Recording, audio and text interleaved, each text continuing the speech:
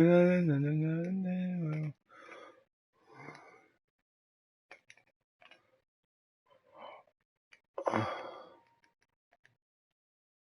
call me? I heard a noise, dude.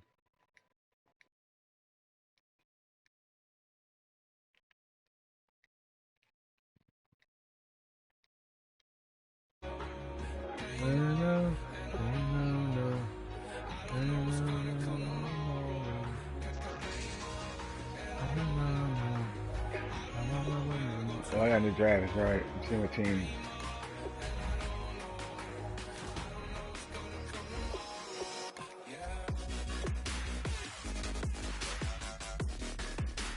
Oh, I got a good team. Oh, no. Fuck. Oh.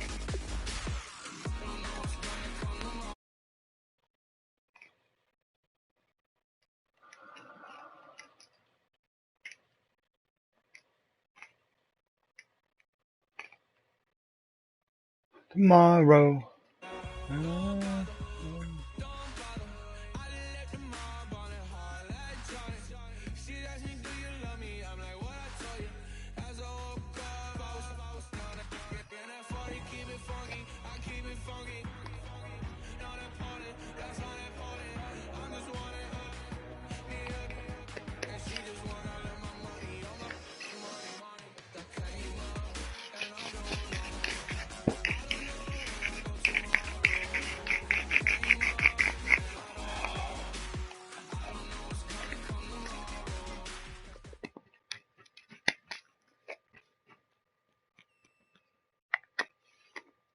All right, Larry, thank you. It is indeed time for a draft I champions got a good matchup team. and what is set to be a great draft champions Ravens too. matchup. Let's In the fucking booth, go, I'm Brandon bro. Gaudin Alright, with gotta go out. Charles Come on. Davis, and these Go out. guys should have a Shit, right in time. huge impact Great. on the outcome of this game. Come They're on. ready to roll.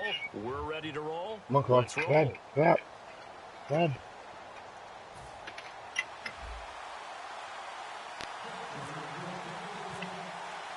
Two hard-hitting blue-collar franchises, one of the better rivalries going. The Ravens and Steelers are underway. Back, Chloe.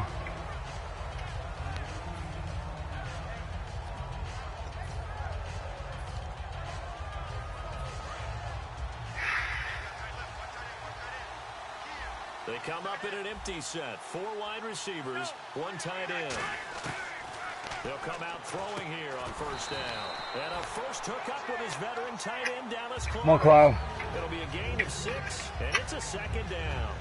So Dallas Clark with the catch there, and he stands number 4 all time in Colts history in receptions. Okay. And that goes Make sure all she the can way go. back to 1953 in Baltimore. Number 4, 2 of the guys ahead of him are Hall of Famers. And right away, he lost the football.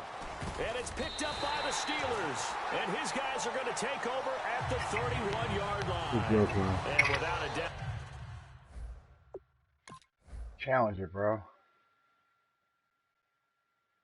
Not the way they pictured that opening Sorry, drive unfolded. No, they were making progress. They weren't exactly in high gear, but they were making a few yards along the way. And now that they've coughed it up, you got to go back to the sidelines and regroup a little bit. Here she comes. The referee is under the hood, and we're seeing this as well. He's watching the knee, isn't he? Similar to a bang-bang play in baseball where you're listening to the sound of the ball hitting the glove at first base while watching the runner's foot hit the base. Which one came first? Did the knee hit the ground, or did the ball come loose? 3rd down and 1.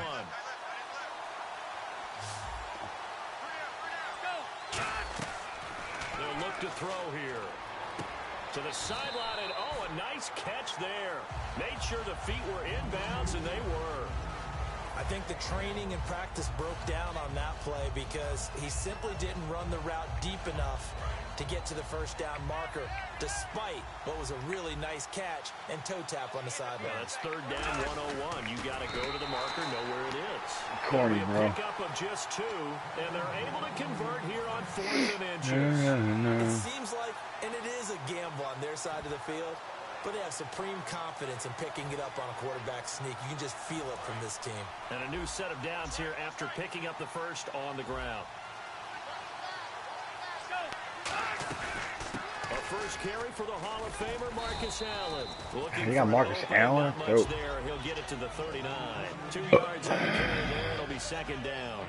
When we talk about Luke Kuechly, you can't talk about his overall game without talking about his intelligence and how he controls the whole defense. He quarterbacks that defense, and at times will actually make checks, just like a quarterback would on offense to get them into the right defense. They definitely were on that play. How about that finish?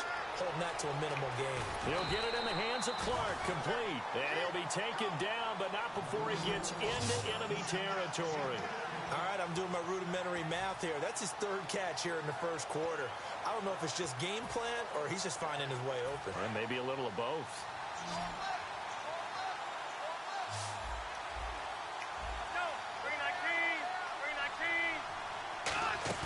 They go play action here on first down. And this one complete to Will Fuller. And they're able to get this one down to the 25.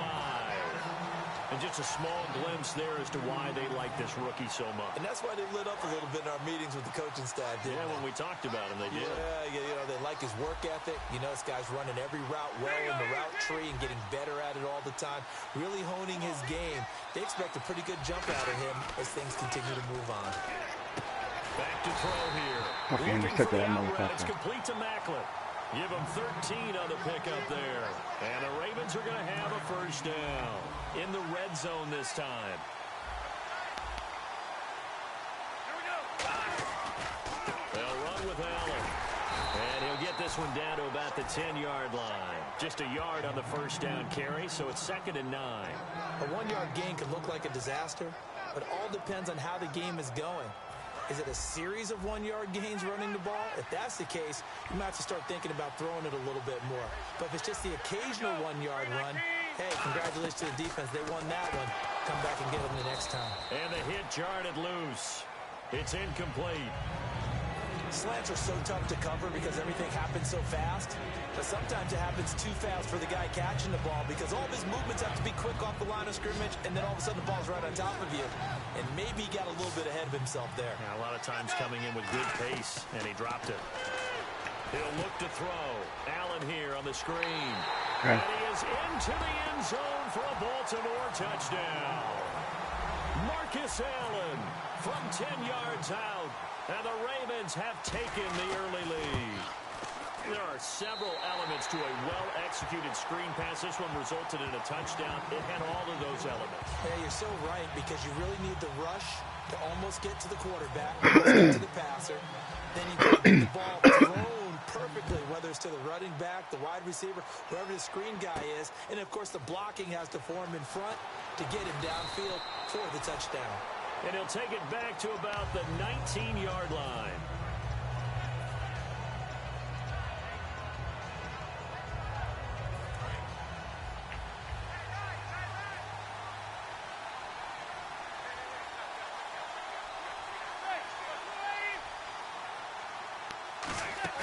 Now a play fake here on first down. He couldn't quite hold it. Got hit. Ball pops out. Incomplete. We know it's not an easy job to go out and catch passes when people are trying to tackle you and knock the ball away. But the bottom line is that's a pass he's got to have and a pass he should have caught. Back to the air on second down. It's Manning. They'll try and set up the screen. It's complete. Give him 3 on the screen. He couldn't break free, and it's third down. So many things have to come together just right for a screen pass to break for big yardage. The blocking, the timing of the pass to the runner, everything has to fit together just right. But on that play, the defense was able to disrupt things and hold it to a short gain. Randall Cobb, the intended receiver, and it's 4th down. Oh, man, that was close. The opportunity to change momentum, big play, right in his hands, unable to come down with it. A sigh of relief, no doubt, on offense that fell harmlessly to the ground. That's taken on the 25.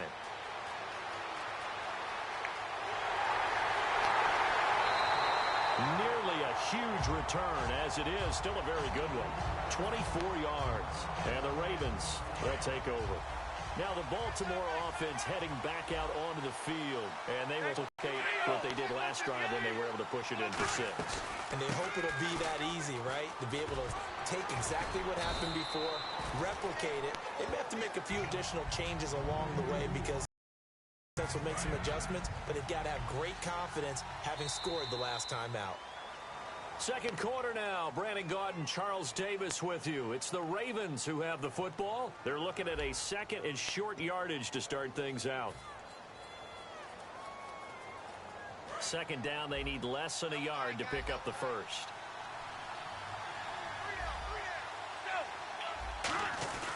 Here's a play fake as they set up to throw. Into double coverage, and it's intercepted. Darius Slay with a pick. And they're going to take over right there at the 22-yard line. Now the Steelers offense gets ready to get back onto the field. And the last drive, their first drive, 3 and out. What changes here, if anything? I think it's making sure the guys that you trust the most with the ball, the biggest playmakers you have, that they touch it on this possession to try and get things moving. And now nothing but green ahead of him. The 20. And into the end zone. Touchdown, Pittsburgh. Ty Montgomery, 78 yards. And the Steelers are an extra point away from tying this thing up. It's good, and we're all tied at 7 apiece.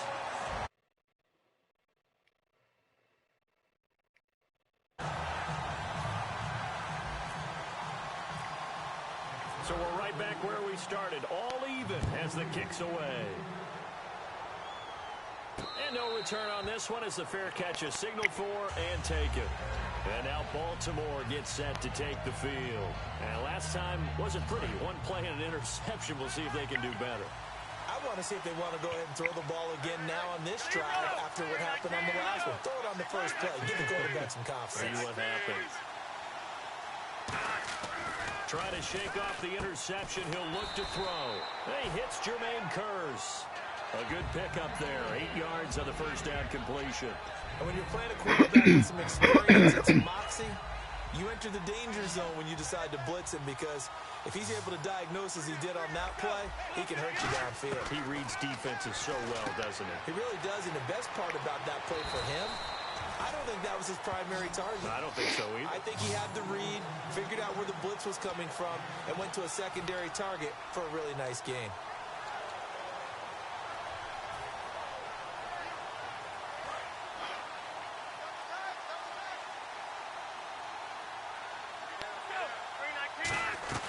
They'll run it now out of the gun. And he'll be tackled right on the midfield logo. A nice run there, 9 yards, and it'll be second down. Some runs are blocked so well, you almost forget that someone has to carry the ball to gain the yardage. The leverage by the offensive line to create space up front, really well done. Now back to throw. He'll get it in the hands of Clark, complete. And he'll be brought down at the 48-yard line. 2 yards on the pickup there, but it's enough to give him a new set of downs. They got a completion there. That's clearly an example of one side happy, the other side not very happy. Defense, hey, take 1 or 2 yards. We're good with that. Offense, you got to expect to get more on the passing play. And time for us to take a break here in the booth. More from Cleveland after this.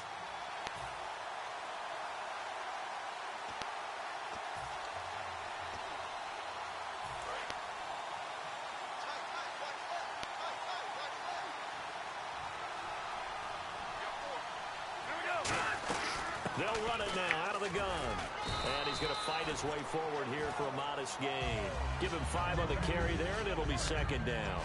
And that's exactly what you want on a first down run. Pick up 5 yards, bring up 2nd and 5. The defensive line, though, they've got to figure out a way to out-leverage the guys up front because the offensive line is winning at the point of attack.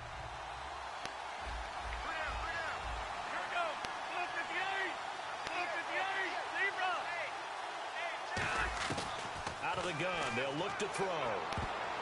And his throw is incomplete. Jeremy Maclin, the intended receiver, and it's third down.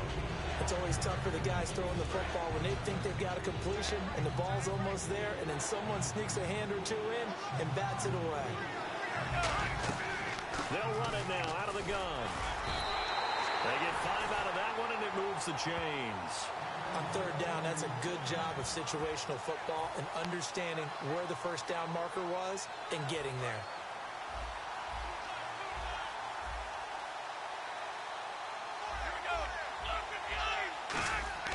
Back to throw now on first down. On the slant, he gets it to Clark.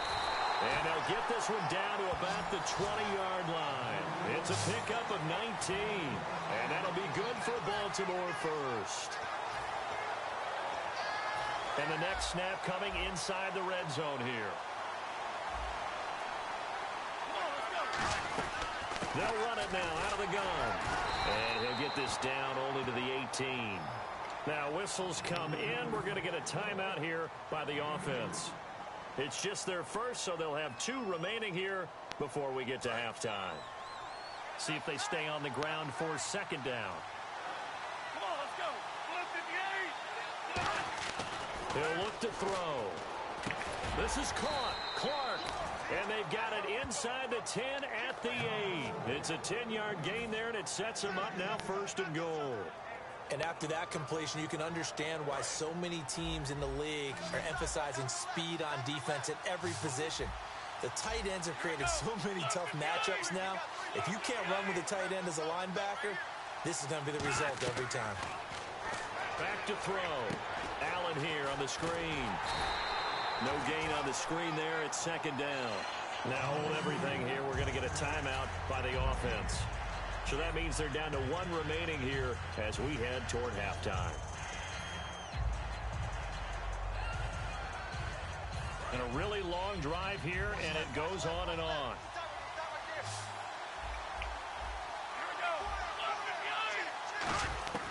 Now they'll throw here out of the gun.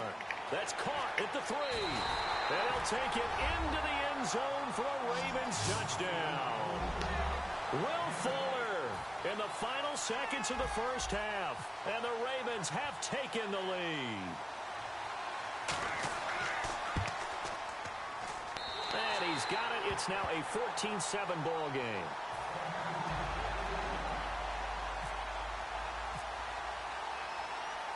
Here's the kick unit now for the Ravens as they'll send this one away.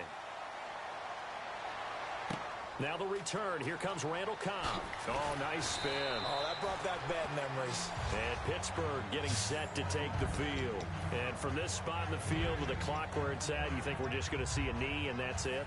And I think in this situation, that's the proper play. But we do know there's some risk takers out there that may want to take one more shot before the clock runs out.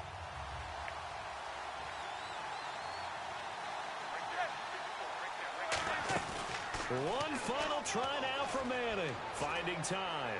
He's going to air one out. And unable to connect on the long pass. It falls down incomplete. So we have reached halftime here with the visiting Ravens out in front. As we are off to Orlando now to check in with Larry Ridley. He's standing by with our EA Sports halftime report. Larry? So both teams have their marching orders, and we'll get going again here in quarter number 3. Fielded about a yard deep. And he'll get across the 20 before he's brought down at about the 23-yard line. The Steeler offense now with a football first here to begin the third quarter. They're down here, but very much in this game. What's the tonality of a coach's talk when a game is within striking distance like this at intermission? Typically, what they're doing is emphasizing the things that went well in the first half and wanting more of that. Sure, you've got to go over some of the errors and clean up some things because there's a reason you're down. But overall, I think they want to stay positive, stay up with this team. We're just starting the second half, and we've got the football. Let's go ahead and punch it in, and then we'll take it from there. See how that recipe works. To throw, it's Manning. He's going to look deep down the field. And this throw will be intercepted. Picked up by Tashawn Gibson. Well, I had that These pass. guys will take over at the 30-yard line. Okay, A look gotta at get the the ball back. offense now here coming back out on the road for their first possession of the second half. And they'll just simply be looking to build off the confidence of the last time out where they scored a touchdown. And confidence is powerful, isn't it? When you've scored once, you feel like you can go back out there and get it done again. Doesn't matter what the defense throws at them. They feel like they're in a groove right now, and they want to get out there and show it. Yeah, hoping to stay in that groove here this go-around. From the shotgun, he'll look to throw. He's going to hit his man out of the backfield, complete. The 5 yards on the play there as the drive will continue. So many times you hear today's NFL described as a space game. Get your best players into space with the football in their hands. That's why sometimes you just swing it out to your runner, get him out in the flat, and let him have a chance to make people miss an open field. They'll run it now out of the gun. Muscles him off. And a minimal gain here as he's up to about the 47-yard line. Give him 3 on first down. It'll set up a 2nd and 7. I do know from experience that when you slow down someone's running game, you're now doing the dictating on defense. And guess what? Now you're getting ready to tee off on their quarterback because they have to throw it all the time. But you still have to be alert for the draws and other plays of that nature to make sure you don't get hurt. No gain on the play, and it's going to bring up a 3rd down. Well, usually you don't think of the cornerback coming in for a no-gain play, but that's what we had there. Nice tackle. And how about the range, too? Coming from the outside part of the play, moving his way into the inside and making that play happen. No gain for the offense, big play for the defense. To Allen on the dump off. A nice pickup there of 11 yards, and it'll move the sticks. And defensively, they were in zone coverage there. Do you have to be a little careful you're losing playing against a good quarterback like he is to not play too much zone? Yeah, you have to be careful about how much time you're giving up. I think it's a good point you just brought up. So maybe if you still want to play zone, you go to a zone blitz scheme. And you can drop anyone out of your defensive front, defensive end, defensive tackle. It doesn't matter. You just exchange someone to bring more pressure towards the quarterback and still try and cover downfield. Now, coaches always harp on the quarterback reading the defense and getting it to the open man. That's good recognition. Yeah, I'm losing this one in the first one tonight. After the catch. Track champion. Get your tight end. Let him get some rack. Yeah, when he gets moving, not many guys want to come over and put a That's head on him, pretty good. do they? They'll run it now out of the gun. And he is swallowed up right at the line of scrimmage.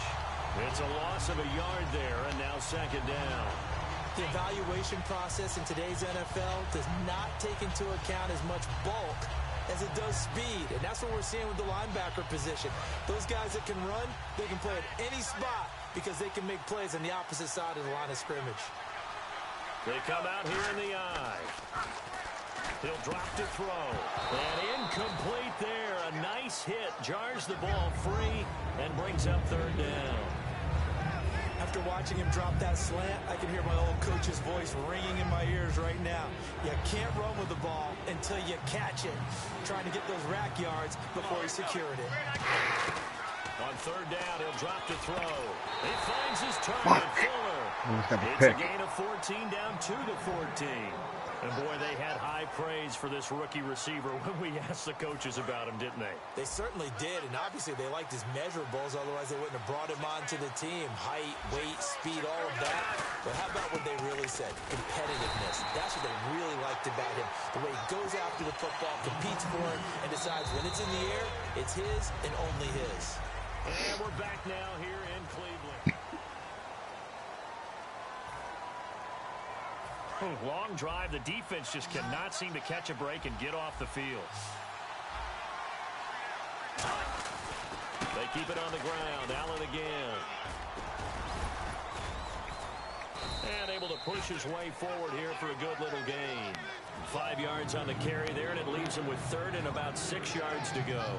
The 4th quarter here, they've got the lead. They want to keep it on the ground. That's what they're doing. Smart football. Keep the clock grinding. Keep it going. But you got to figure now, they're going to see more people stacked up at the line of scrimmage as they try and bleed it out. Offense faces a 3rd and medium with 6 yards left.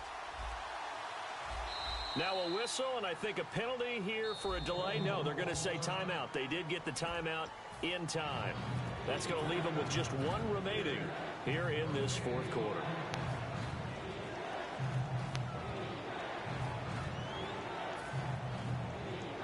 But just play after play after play on this long drive for the offense.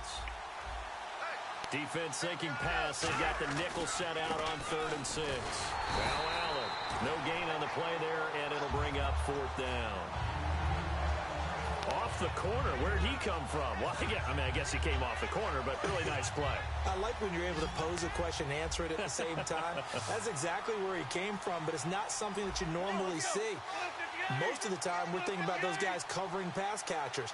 In this case, he was a big factor in the run game. No gain.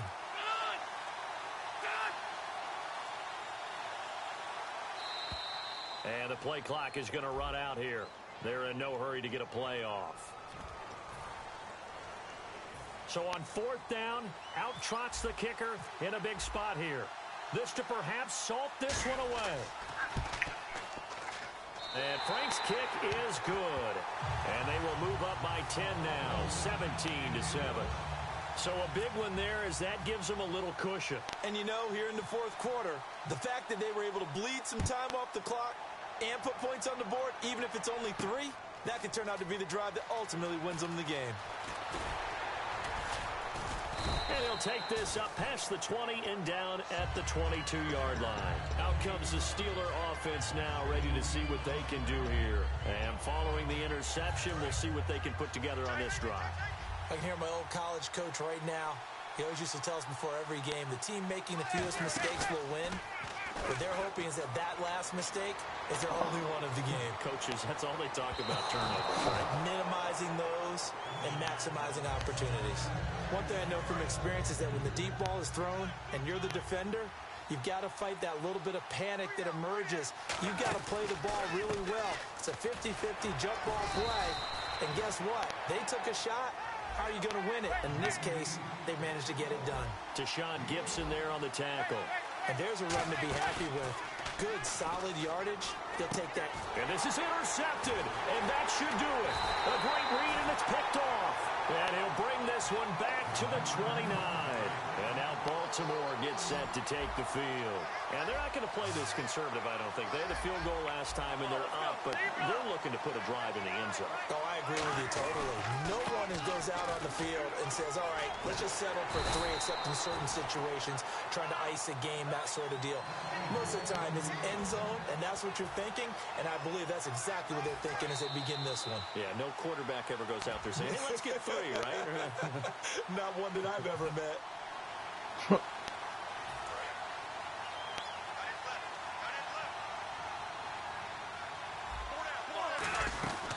They stay on the ground with Allen.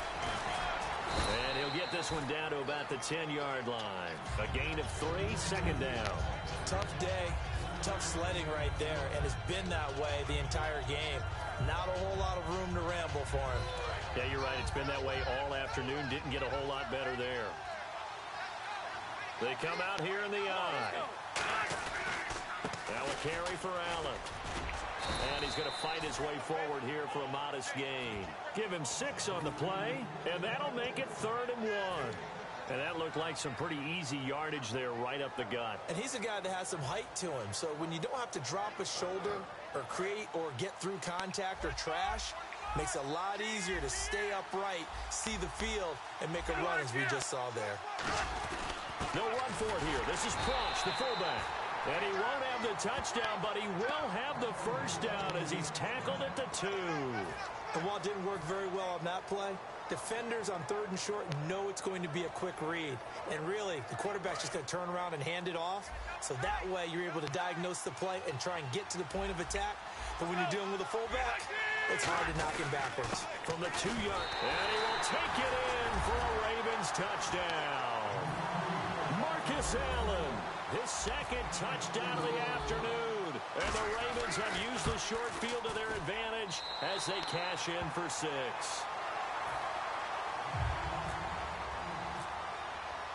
The kickoff unit is out on the field, and they will send this one away.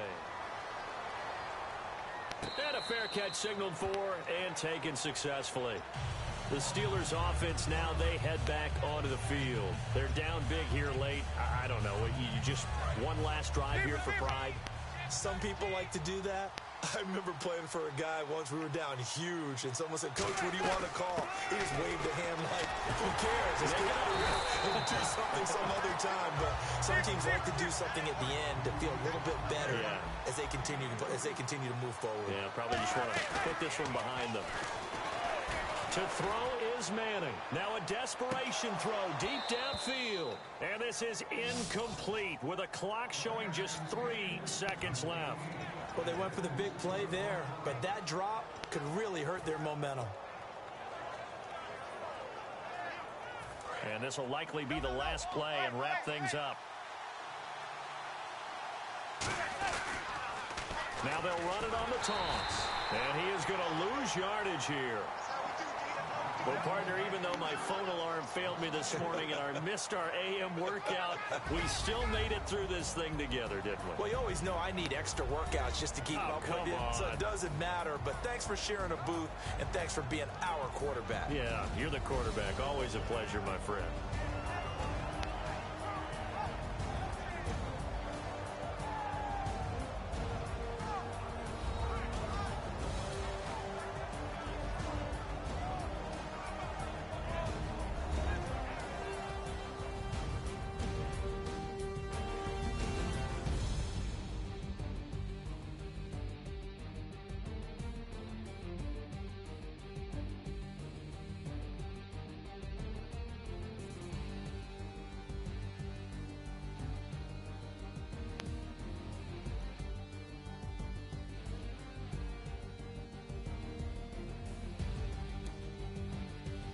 So that'll do it for us. For my partner, Charles Davis, I'm Brandon Gaudin. This has been a presentation of Draft Champions here on EA Sports.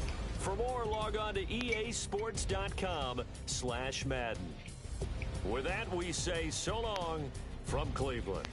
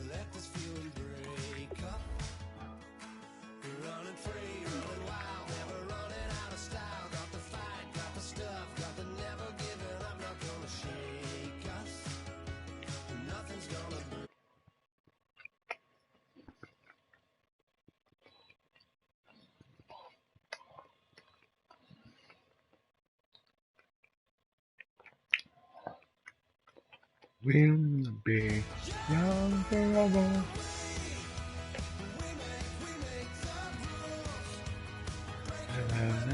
Until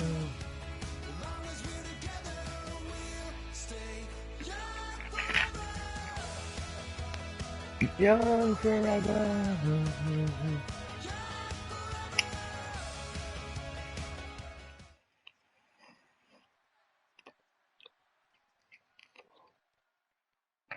Thank you, Larry. Brandon Gaudin, along with Charles Davis here in the booth. We are set for a spectacular Draft Champions matchup and some spectacular talent on your screen right now. Let's not waste any more time. Let's get down to the field for kickoff.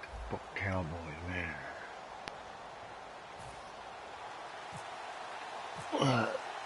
Two teams here amped and ready for football, and off we go in week 2 of Draft Champions. This is fielded a couple yards deep. And he'll bring it a few past the 20 to the 23-yard line.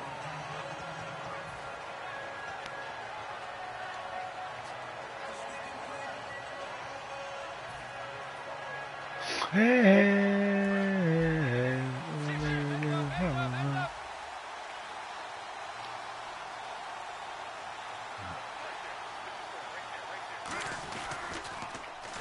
they'll run it on the toss.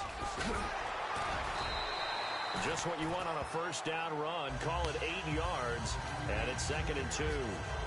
I know the toss play begins with the guy taking the snap and turning around and tossing it to the runner.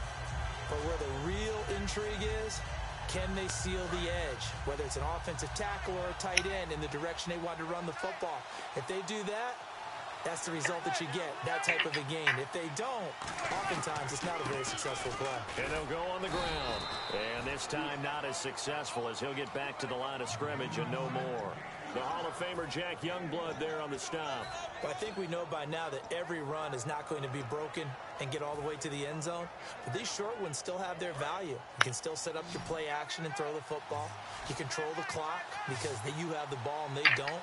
And often the physicality sets the tempo for the game. Now Manning. Now they set up the screen. That's complete.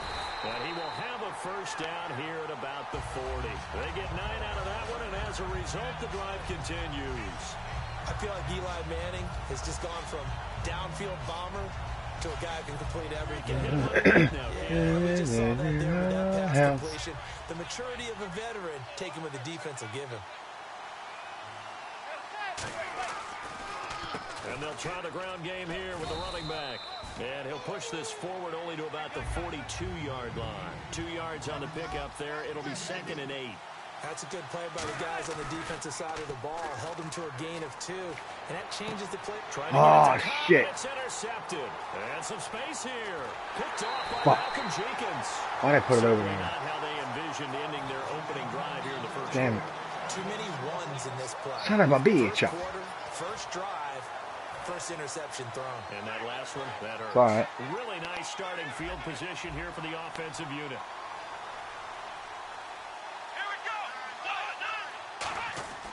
Following the interception, here's Prescott.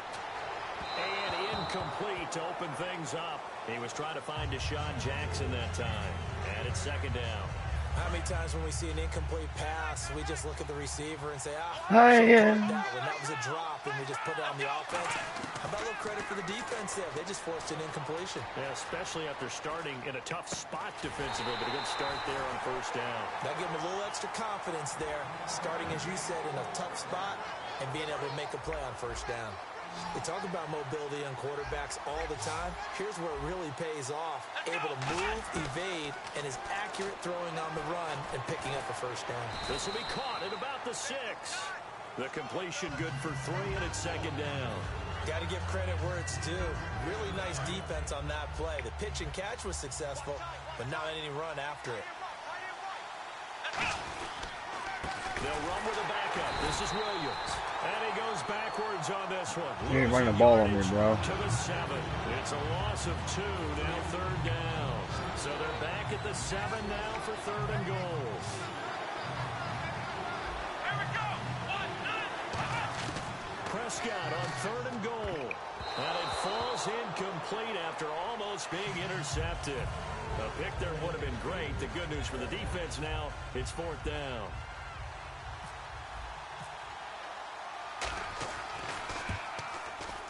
And Boswell's kick is good. And the Cowboys are going to jump out to a 3-0 lead. So, of course, they wanted to find the end zone, but when you go on the road and your first drive results in points, I think you're pretty happy. You have to be, because you've taken it to the home team in this case. And while you may not have shut up the home crowd, you've quieted them down a little bit. Good way to start. And the Steelers set to take the field. And following the interception, just any interception, are you a little bit more cautious when you start that next drive, or no, you just throw that out the window? I think you are. I don't think that there's any way you can run back out there and go, totally didn't affect me. Let's just go ahead and be loose with the football again. You're going to take care of it, but you have to be careful about being too cautious, because now you can't run any offense at all. Still want to attack. We'll see how they attack them here. On play action, it's Manning. Going right side, he has Witten. And he was able to shed the tackle, but the reserves come in for the stop. It's a gain of 5, and that's going to bring up a 3rd down. Well, the strategy was evident there. Get it to your tight end and make it a one-on-one play with a cornerback. Who's usually going to win that one? The tight end, but not there. Not in this situation. How about the corner defeating that logic and making a really nice tackle? And he can't come up with a pick. Nearly his second of the game. Instead, 4th down. Well, he just threw an interception last drive. Nearly another pick. Easy. And things aren't very Easy. even right now, are they? It's a little bit sloppy out there, isn't it? It's kind of the difference between driving on those paved roads and those country roads that have those potholes in them, isn't it? 'Cause that's the way this game's going right now. A lot of bouncy bounce to it. You spent some time on some Tennessee country roads. I certainly have. Plenty of family back there. Gotta love it. Hi.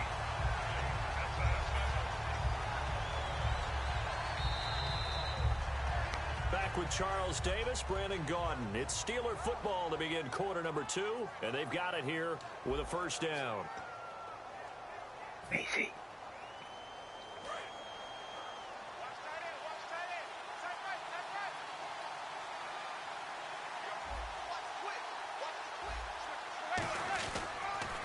Now they'll run it on the toss. He can't bring him down. The weight room does work. And he'll be taken down, but not before he gets into enemy territory. How many times do we say in this game that speed kills, and it does it in so many different ways? In this case, you got a back who's quick and shifty, can make moves, make people miss, but also gets to and through a hole before it can close down. That's some of the benefits of that speed, not just outrunning people in the secondary. And that led to a really nice game. And he's going to be taken down, but not before reaching the 15-yard line. You know what's really hard for a big-time running back? Is patience. Being able to hang in there when the runs aren't there, when you're taking some hits early in the game. With this drive, oh, he's come alive, and in a big way. Now he's starting to gallop. And to give this time to the tailback. And able to push his way forward here for a good little gain. It's a 6-yard pickup, and it gets him to 2nd and 4. This drive is turning into an extended one, and the guy carrying the ball, he's becoming more like a body blows guy. Every carry is putting some damage on the defense. So after a while, I'm not too sure how many guys are going to want to run up and tackle him. Now they'll run it on the toss. And he'll be stopped just outside the 5 at the 6. A 3-yard pickup on 2nd and 4. Now they'll need to convert here on 3rd and a little more than a yard. This will be play number 8 here on the drive. It's 3rd and a yard. They come out here in the eye. It's a sneak, Manning. It's a 3-yard pickup, and that sets up a 1st and goal. They pick it up on 3rd and 1 on the quarterback sneak, and that's not easily done because there are extra bodies in there on the defensive side, and they're moving forward at the snap. Yeah, I was certainly expecting a handoff, weren't you? Yeah, I totally was. I thought they'd go with a back, maybe try and get a lead blocker in front. But as you talk about in different games. And he's into the end zone. Touchdown, Steelers. Ty Montgomery, a 3-yard touchdown run. And the Steelers have taken the lead. And he was excellent on that drive. He deserved to be the one to get across the chalk. Oh, I agree with you totally. A workhorse on the drive. And how about that last decisive run to punch it in? Here's the Steelers kick team as they'll boot this one away. This fielded a few yards into the end zone. Oh, a heck of a move. Man. And he's up past the 20 to the 22-yard line. The Cowboys offense heading back out and ready to go again. And last time they got 3 points, but it was a chip shot field goal. And when you go to the sideline after a chip shot field goal, maybe the offense not too happy. It's a balancing act, isn't it? Because you're exactly right. They're none too pleased that they didn't punch it in for 6 points. But they also have to remember they did put points on the board. 3 points is 3 points. And in this league, you take points when you can get them. Not easily done. Second down, Prescott. He's going to loft one deep left side here. And that's caught at the 25.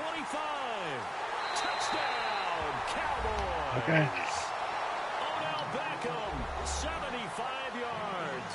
And the Cowboys have retaken the lead.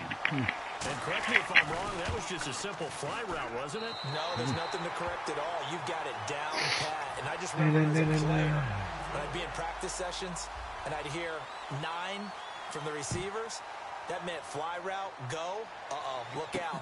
That was the 9, and he just kept going all the way into the end zone for the touchdown. And not a bad return here. He gets it out to the 25-yard line. And Pittsburgh getting set to take the field. And they're hoping to capture some of that magic they had last time out when they were able to put together a scoring drive. But they're still down here, Charles. Not the major concern, though, because of what you talked about. They scored the last time out. They feel good about themselves. They feel like their game plan is now in effect. They know how to attack and what plays they want to put together. But they've got to keep it moving in the right direction because, as you did note, they are down on the scoreboard. And he's going to be met at the line of scrimmage and taken down. Officially, it's no gain on the play, and they'll remain a few inches shy of a first with third down looming. Play action. Manning. Flushed out right. And he couldn't hang on to it through the contact. Incomplete. So much of this game is focus and concentration. And whenever I see guys running the in route, I know that in the back of their mind, they're always wondering who's lurking inside that might put a big hit on them as they try and catch the ball. They'll run for it. Anderson. And he's going to be taken down right at the line. This is where you need to rely on your offensive line, and you tell the person carrying the football, no dilly-dallying around, no trying to hit the home run. Just hit the hole hard and get in there for a first down. So the D-line's going to spread out.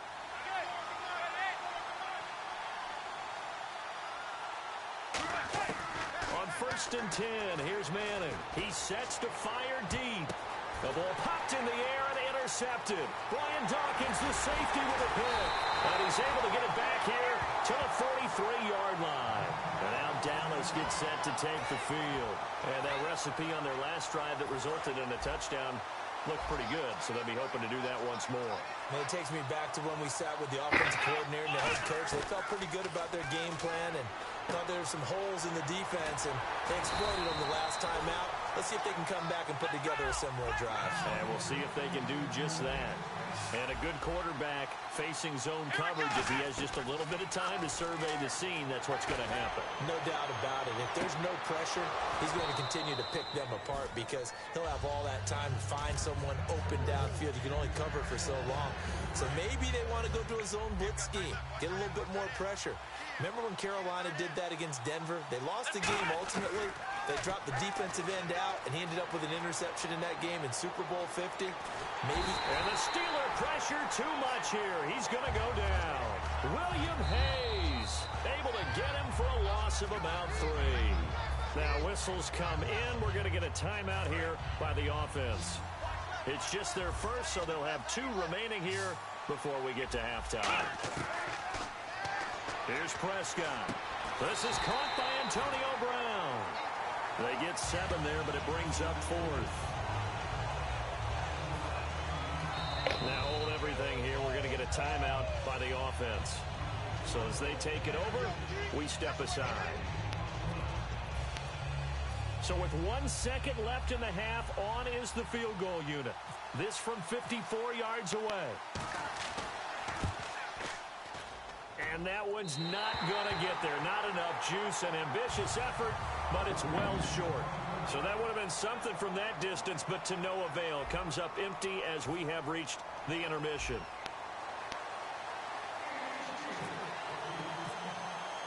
Both teams appear ready for the fight ahead, and we resume action here in quarter number 3.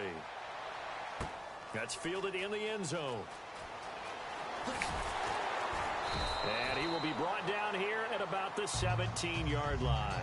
Out come the Cowboys now as he'll go on offense first here in this 3rd quarter. They have the lead now. They'll be looking for some separation here as we begin the 3rd quarter. I like the way you term that because now I think they go a little bit deeper into their playbook.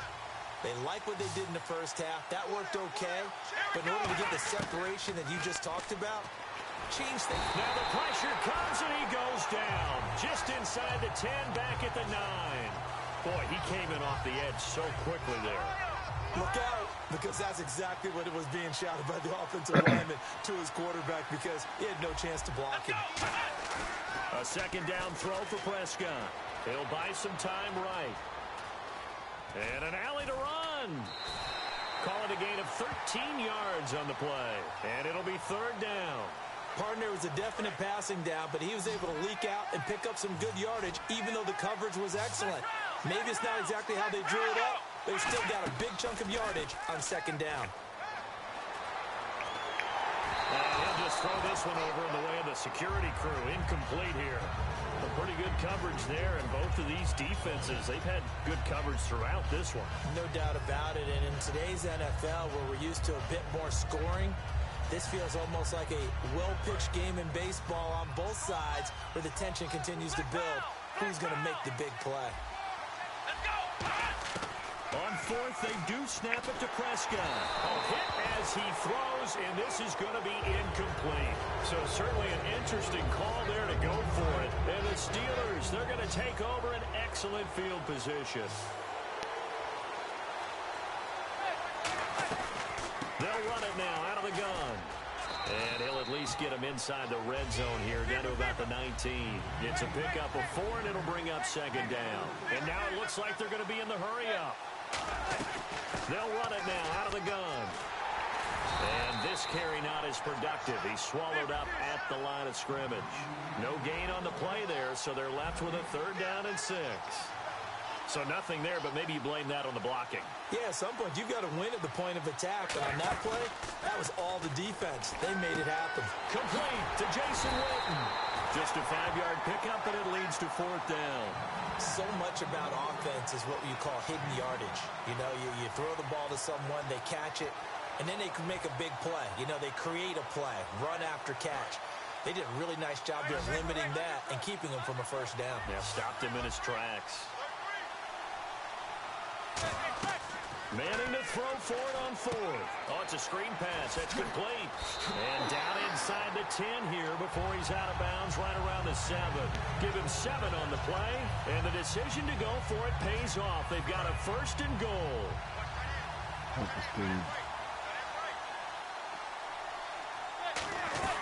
They'll run it now out of the gun. And he's going to fight his way forward here for a modest gain. 5 yards, a good run there, and now 2nd and goal. Shift together here from the D-line. Well, Brandon, we always know that once you score 1 touchdown, you want 2. Yeah, without a doubt. And so far today, he's got 1, but was denied as he tried to get the 2nd one. He lost 2 there, and it's 3rd down. And quickly, they get to the line.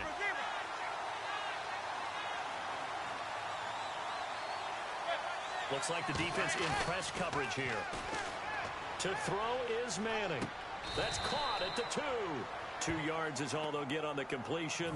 It's 4th down. One hallmark of good defenses is understanding the game, understanding positioning, and tackling immediately in the secondary after catches. I think we just saw that on display right there. Got to him before he ever had a chance to think about turning it upfield. So they come away from this opening drive in the 3rd quarter with only 3, but at least it does draw them back level. And that has to be job 1. A touchdown certainly would have been nice, but here you get back on even terms, and now you've got the rest of the second half to try and get yourselves in front. This is fielded a couple yards deep. And he'll get it up past the 20 to the 22-yard line. And now Dallas gets set to take the field. And on that last drive, went for it on 4th, turned it over. A good job by their defense, though. They held them to 3, but this offense, they've got to be a little bit better, a little bit more careful here. And sometimes when you see these calls on 4th down, when they decide to go for it, it's not necessarily the coach saying, I believe in my offense. Sometimes the coach saying, I believe in my defense. I can afford to go for it here, because if we don't get it, I don't think we'll give up more than 3. And that's exactly what happened. You think that factored in? I do. I think that he had that in his mind going into the game, that I'm going to be aggressive on offense because I know I've got a defense that can hold up their end. So here we go, 1st and 10 now.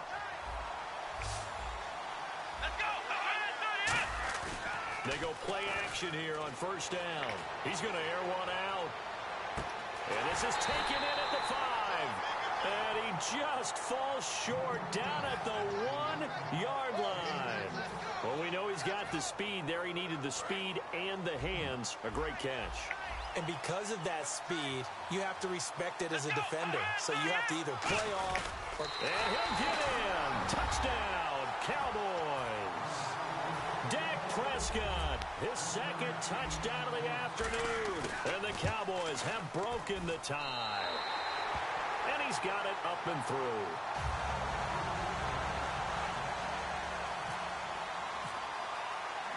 The kick team out there for the Cowboys as they run up to send this one away.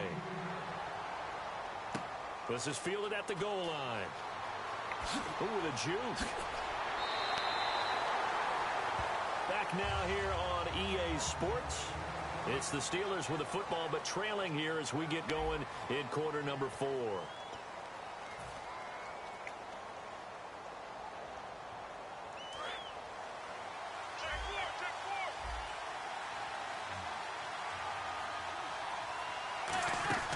On first down, Manning.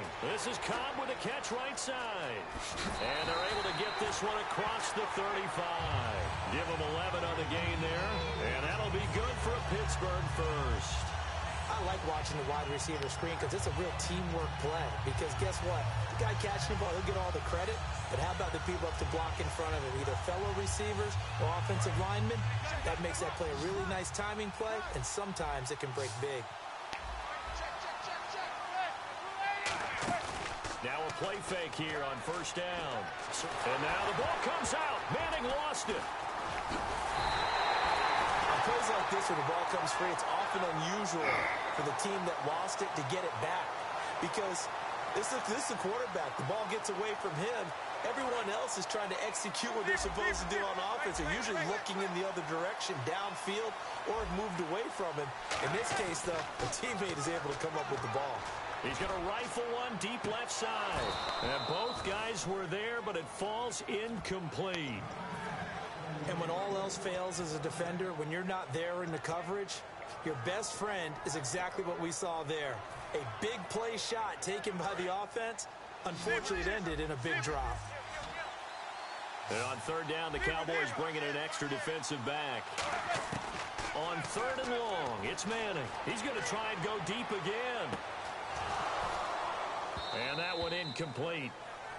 Had some position but couldn't hold on, and it brings up fourth down. On every offensive coordinator, every play caller sheet, they have about 5 or 6 plays per game that they call shot plays or big plays, and you don't get many opportunities to dial them up, and they just did, and they drop it with a great chance to make a big play. That's going to hurt. Good open field tackling there. A 50-yard punt followed by just a 1-yard return. And possession will switch hands, first and 10. Time is starting to run out, really becoming a factor. We'll see if the defense can get the stop they need to get the ball back to the offense. They start the drive on the ground. It's Williams. And he'll get this one up to the 26. 3 yards on the pickup there, and it'll be second down. And in this situation with a lead fourth quarter, they're liking keeping the ball on the ground, I'm sure. That's just smart football, but you know the defense has to know it as well. They've got to stop him here. So now we're going to see that loading the box in a big way. 6, 7, 8. Now the Steelers put a stop to the action with a timeout defensively. It's just their first. They'll be down to 2 remaining as we step aside here in the fourth quarter. The Steelers insert their nickel defense on third down. Yeah, they add a DB. And Eifert has it. And he's taken down, but not before he gets this into enemy territory across the 40. Time for a break. We'll come back for the electrifying conclusion after this. Now a first down carry. It's Williams. And he is met at the line of scrimmage, and he goes down right there. No gain on the play. It'll be second down. So nothing there. I don't know that that's all in the back, though. You got to look at blocking there, don't you? I would agree with that totally. At some point, they have to win. And the Steelers signal for another timeout. That'll leave them with just 1 remaining in this fourth quarter of play. Partner, we know today's NFL is really built around the guy throwing the football. But these short runs, they still pay dividends because they can take their toll on a defense, and they can add up as the game goes along. You control the clock, you control the ball, and that way you often control the game. He may try and run for this. And he will have the first before he's brought down right on the chalk of the 20. It's a pickup of 16 there, and it'll lead to a new set of downs. Fresh set of downs here. Man, defensively, that hurts. They got him out of his rhythm. They had him hemmed in, but somehow he was able to tuck it away and get away for a gain. And he gets it down close to the 10-yard line. And play is stopped here. Timeout. It's the defense calling the timeout here. That'll be their third and final stoppage here as we step aside.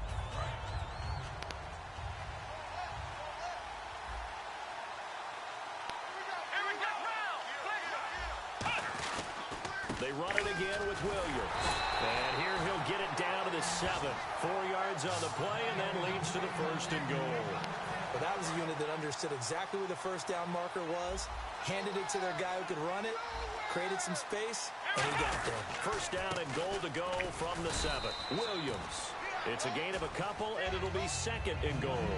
Be interesting to see now what they do offensively down near the goal line after not much there that time. As the offensive play caller, that may change your sequence now. Instead of coming right back with a running play, you may have to go to the air. Well, as always, partner, an extreme pleasure to share a booth with you. I have to say, I am impressed at your discipline because you came here and you said you were not going to eat any of the media buffet. You made it to the end. You didn't consume a single calorie.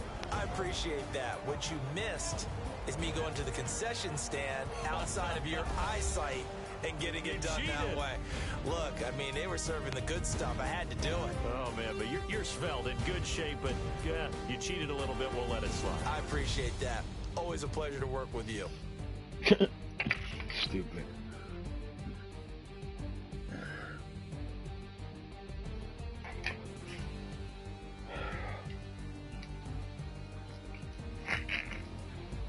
So that'll do it for us. For my partner, Charles Davis, and all the hard-working men and women on our crew, I'm Brandon Gaudin. You've been watching the NFL right here on EA Sports. Bam, bam, bam, bam. So long, everybody.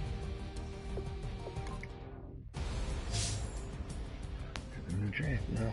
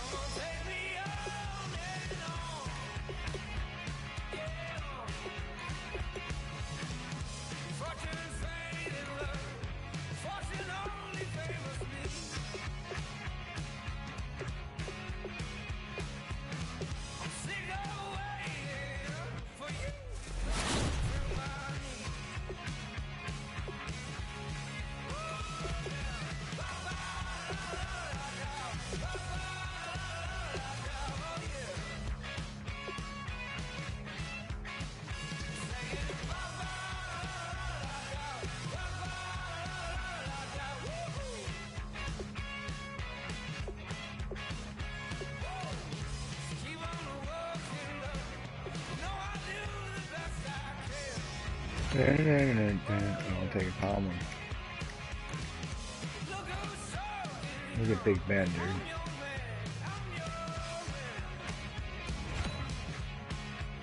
dude. Boy, we've just gotten started here and already... Boy, you talk about a friendly turn to the cards. This is a great round for these guys as they get themselves a dynamic player right here. Oh, I tell you, you're not going to get too far in this competition without a superstar or two. And this guy right here certainly fits that billing. And this team does have a lot of needs, but this guy is a legitimate star, and he'll make everyone around him better.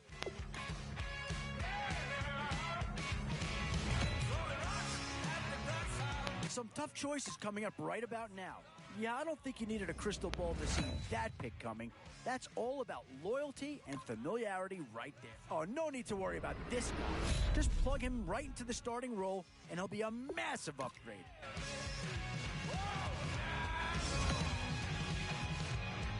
What to do here? Build up the interior of your... I'm not sure that this selection is going to provide a huge punch, but he's at least a guy that does have some upside.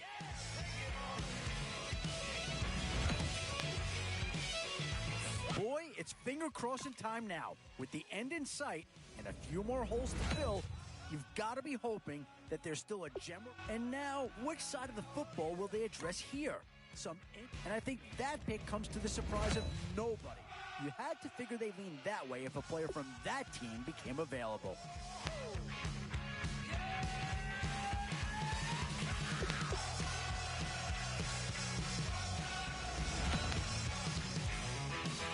These are tough decisions here. Offense or defense? Which side has the more pressing need?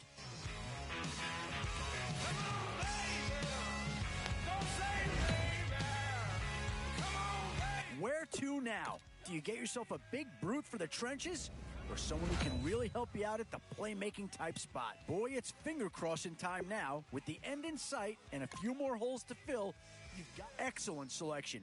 Just what this team Dude, my needs team is to crazy maybe good, get them dude. over the hump. Shit, dude.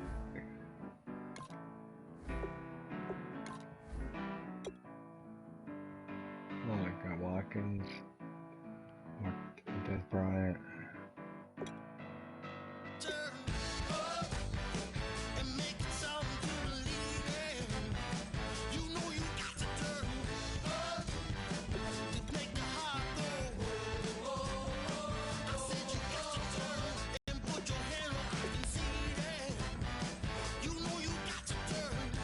Help.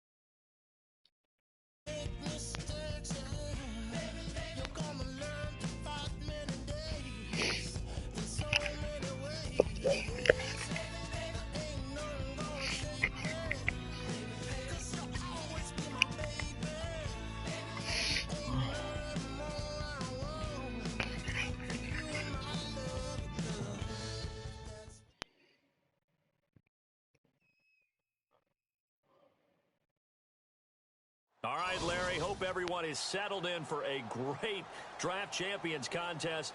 Here, lucky to witness it. I'm Brandon Gaudin with Charles Davis. These guys that you see on your screen, they won't be witnessing. They will be participating in what should be an excellent game.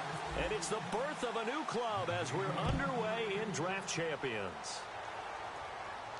This fielded a few yards into the end zone. And it's a pretty good return here as he'll get it up to the 29-yard line.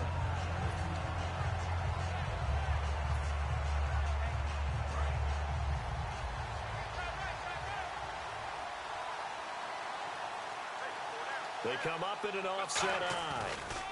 A first carry now for Ricky Williams. And he'll get this one up to about the 39 here. That one good for 10 yards. And it'll be second and very short. That was a good, strong run there. While it won't pick up a first down, it was definitely something needed by that offense. A positive run. They got a good push by their guys up front. Maybe something they can build on as this game continues. Escaping the pressure right. Oh, wide open, complete. And he goes down, but not before getting this inside the 25. There will always be a place for methodically marching the ball downfield. But when you can pick it up in big chunks and strike like that, have explosive plays, that's often the difference in winning and losing. Those types of plays that can knock a defense off balance, that'll drop. And no escaping this time as he'll go down. They got him for a sack. Paul Kruger from his outside linebacker spot. He comes up to drop him for a loss of 10.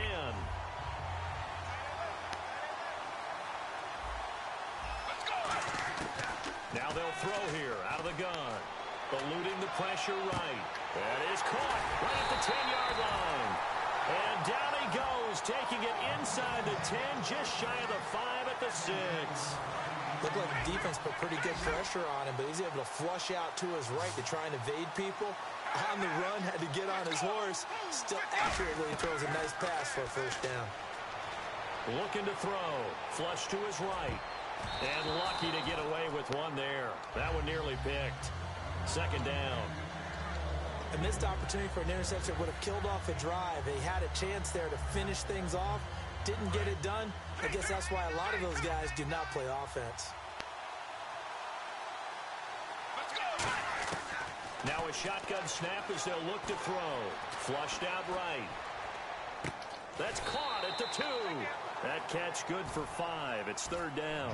When you have a quarterback who can move and get outside the pocket, yet still keep his eyes downfield and find open targets, you have a very dangerous player at that position. They'll run it with Williams. And he is in. Touchdown, Bengals. Ricky Williams taking it in from a yard out. And the Bengals take it right down and score on the opening drive. And he's able to put it through. The kicking team out now for the Bengals as they'll send this one away.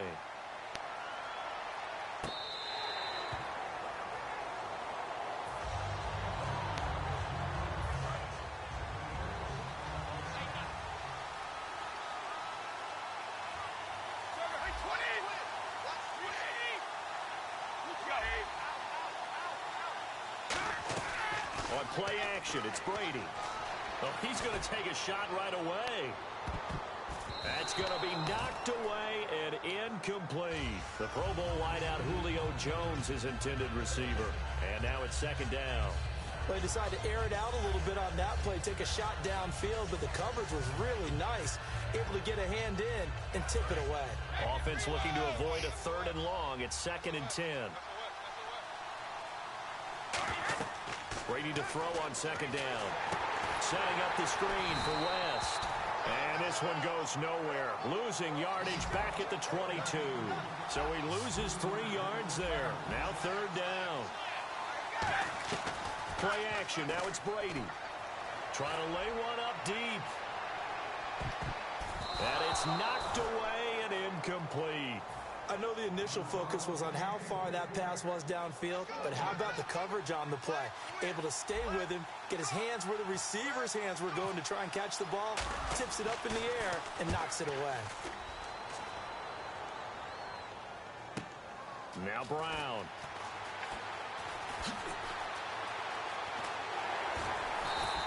A nice job on the return there, 16 yards. And the Bengals take possession. Now the Cincinnati offense ready to see what they can do here. And they were able to punch it in the end zone last time. They'll be looking to do that again here for the defense. Obviously, they'll be looking to stop them from punching it back in the end zone. It always is punch-counter-punch, isn't it? And which team has the advantage? Well, let's just go back. Last time on offense, they rolled downfield, got into a good rhythm. You can see a little more bounce in and out of the huddle. You can see the sideline really get into the game. So defensively, you're thinking to yourself, how do we take that away from them? How do we get the advantage back? Let's see what they come up with. I think pressure is always the first way to go. You love pressure. I love it. We'll see if they dial it up this drive. Third down here for the offense after the incomplete pass. They're going to look to throw. And he's going to drop this off to Williams, complete. And he's going to have the first down at about the 38. And that one good for 16, and the drive will continue. We can talk all we want about football being a game of strength and brawn. It's also a game of mismatches, and they're trying to create one there, getting it to their back out of the backfield to make a bigger play. As we often say, get it to him in space, let him use his leg. Yeah, if he can get a matchup against a linebacker or maybe a defensive end dropping out in a zone blitz, he's going to win that battle just about every time. Alongside Charles Davis, Brandon Gaudin, and it's the Bengals with a football to begin quarter number 2, and they've got it here with a first down. So after that big play, let's see if they can catch their defense maybe on their heels. They go play action here on first down. And that is incomplete.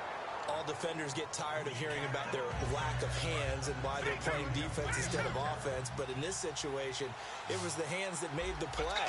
Batting the ball away on an attempted touchdown pass. Excellent job. Way to knock it down. And he will score. Touchdown, Cincinnati. Michael Vick, a 6-yard touchdown run. And the Bengals are able to grow their lead. And it's 15-0.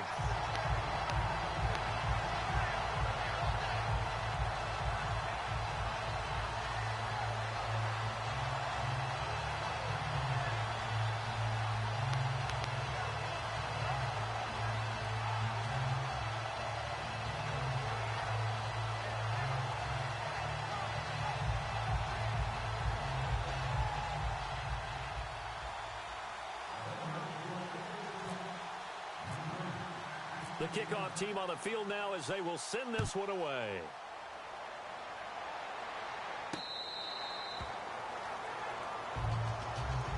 And Pittsburgh getting set to take the field. And on the first drive, 3 and out. And I know that these are professional athletes, but I would imagine sometimes you get the nerves at the beginning of a game still, don't you? Those don't ever go away. And typically what I've heard from guys and what I remember from playing, if you chart Kendrick West, 30, 20, 10, 5, and into the end zone. Touchdown, Pittsburgh. Charkandrick West, 75 yards. And the Steelers get the quick strike touchdown. Billy Cundiff now to kick the extra point.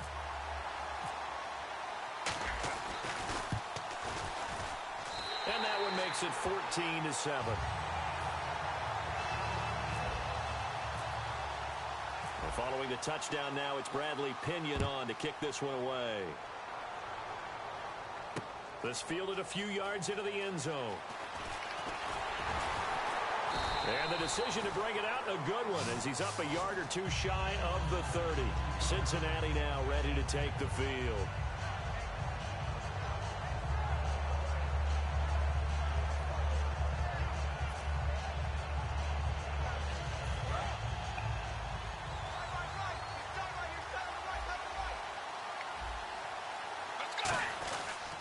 They begin the drive with Williams.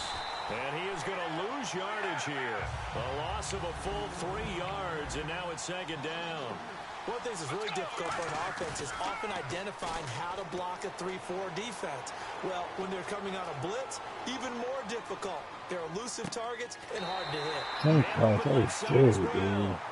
give him 13 yards there on the play and a fresh set of downs. On any given pass play, you never know exactly where your exit points are going to be. On this play, it was flushed to his left, still on the run, able to accurately throw the football for a nice first down. Tim Brown, the intended target. That'll bring up second down. And that one was knocked away, and I think the defender's going to be a little upset with themselves. They made the play on the football, but that one felt like a forced pass by the quarterback. Thought he had someone open. He really wasn't. Maybe an example of having too much confidence in his receiver that no matter what, I'm going to throw it to him. And that was a play made by the defense, and it could have been a bigger one. And he'll be taken down, but not before he gets into enemy territory. Almost not fair. The big guy running the corner route, being able to lean and push and get to where he wants. So how do you stop him? A lot of times you want to have a linebacker on him, a bigger body guy who can handle him physically. But a lot of times that doesn't work as well because his quickness often wins the route. They'll drop to throw. Being chased out left. And he's got room. And he's going to be out of bounds down inside the 20. 30 yards on the pickup there. And it's good enough for a Cincinnati first down. They come out here in the eye.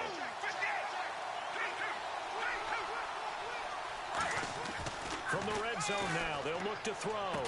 A fight for the football, and it's intercepted. Picked off by Champ Bailey.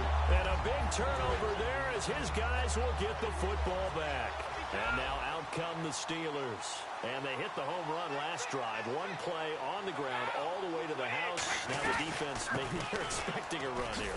Partner, I love your description, because when we talk about hitting the home run, we're usually thinking about a passing play, aren't we? Something in the air, deep ball. But how about them just taking it big-time jaunt? Now if you're coming back out, now they've established this run. Trying to set up the screen, and it's intercepted. Picked up, and he will bring it back. It's a pick six for a Bengals TD. So a dangerous pass over the middle into zone coverage, and it bit him hard. And what's really difficult when you throw it in that direction versus that zone, that means the linebackers have gotten to their spot, gotten their heads back around, and they can see the quarterback and everything in front of them. And they took big advantage of it, went the other direction, excellent blocking, and picked up a touchdown. And he's able to get it across the 20, but not by much, as he's marked down at the 21-yard line. The Steelers offense now, they get ready to head back on the field.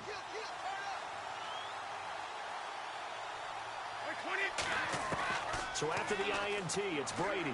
He's going to launch this thing way downfield. Looking for Watkins, and it's intercepted.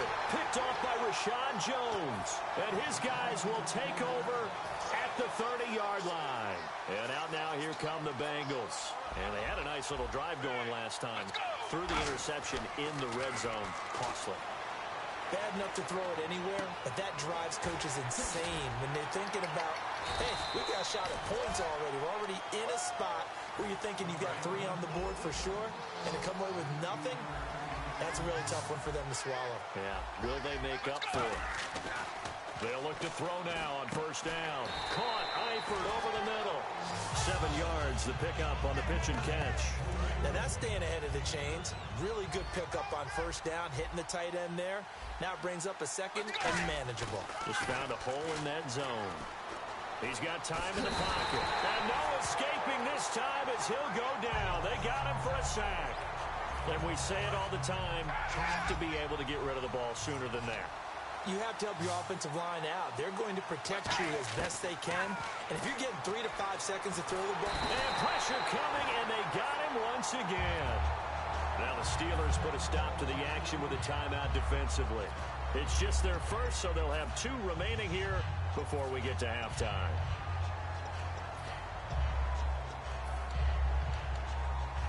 And how about this? 4th and long, and they're going to go for it. Brown, the lone receiver, left. They're indeed going for it as they look to throw.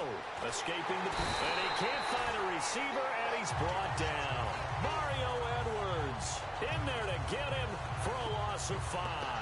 And Pittsburgh getting set to take the field. And last time, 1-play interception. So this offense, they should be fresh. That's a good way of putting it.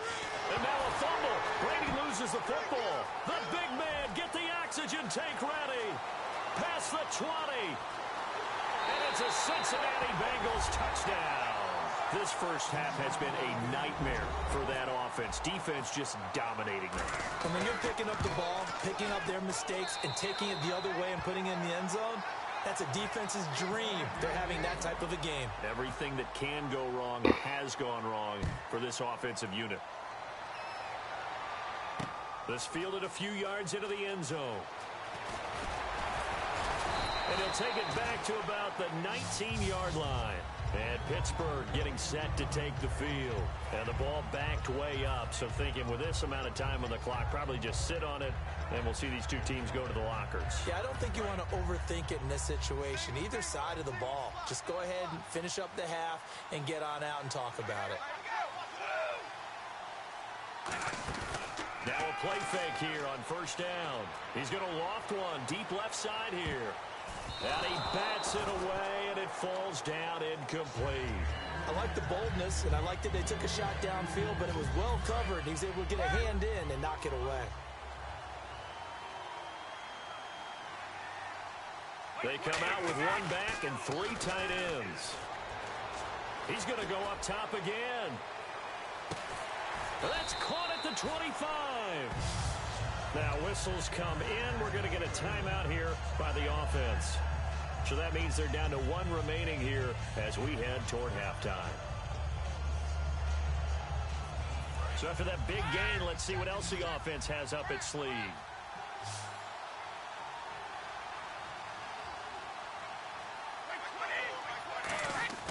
On Play action. Now Brady. That is caught at the 7. And he's going to take it in for a Steeler touchdown. Julio Jones in the final seconds of the first half. And the Steelers are able to cut into that deficit. And he puts it through. And following the touchdown now, it's Bradley Pinion on to kick this one away. This fielded a few yards into the end zone.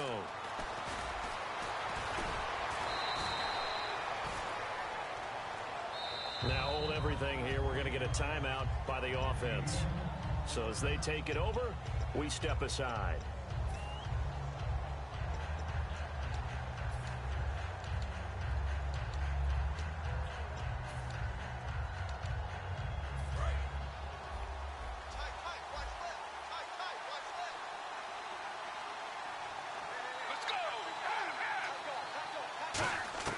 They'll throw now on the final play. Eluding the pressure right. Now he's going to throw it deep to the other side of the field. And he knocks the ball away, and it falls incomplete. We have hit halftime. Still 2 more quarters to go. We'll take a timeout. We'll be back after this. You're watching the NFL, and it's on EA Sports. It's in the game. So both teams have their marching orders, and we'll get going again here in quarter number 3.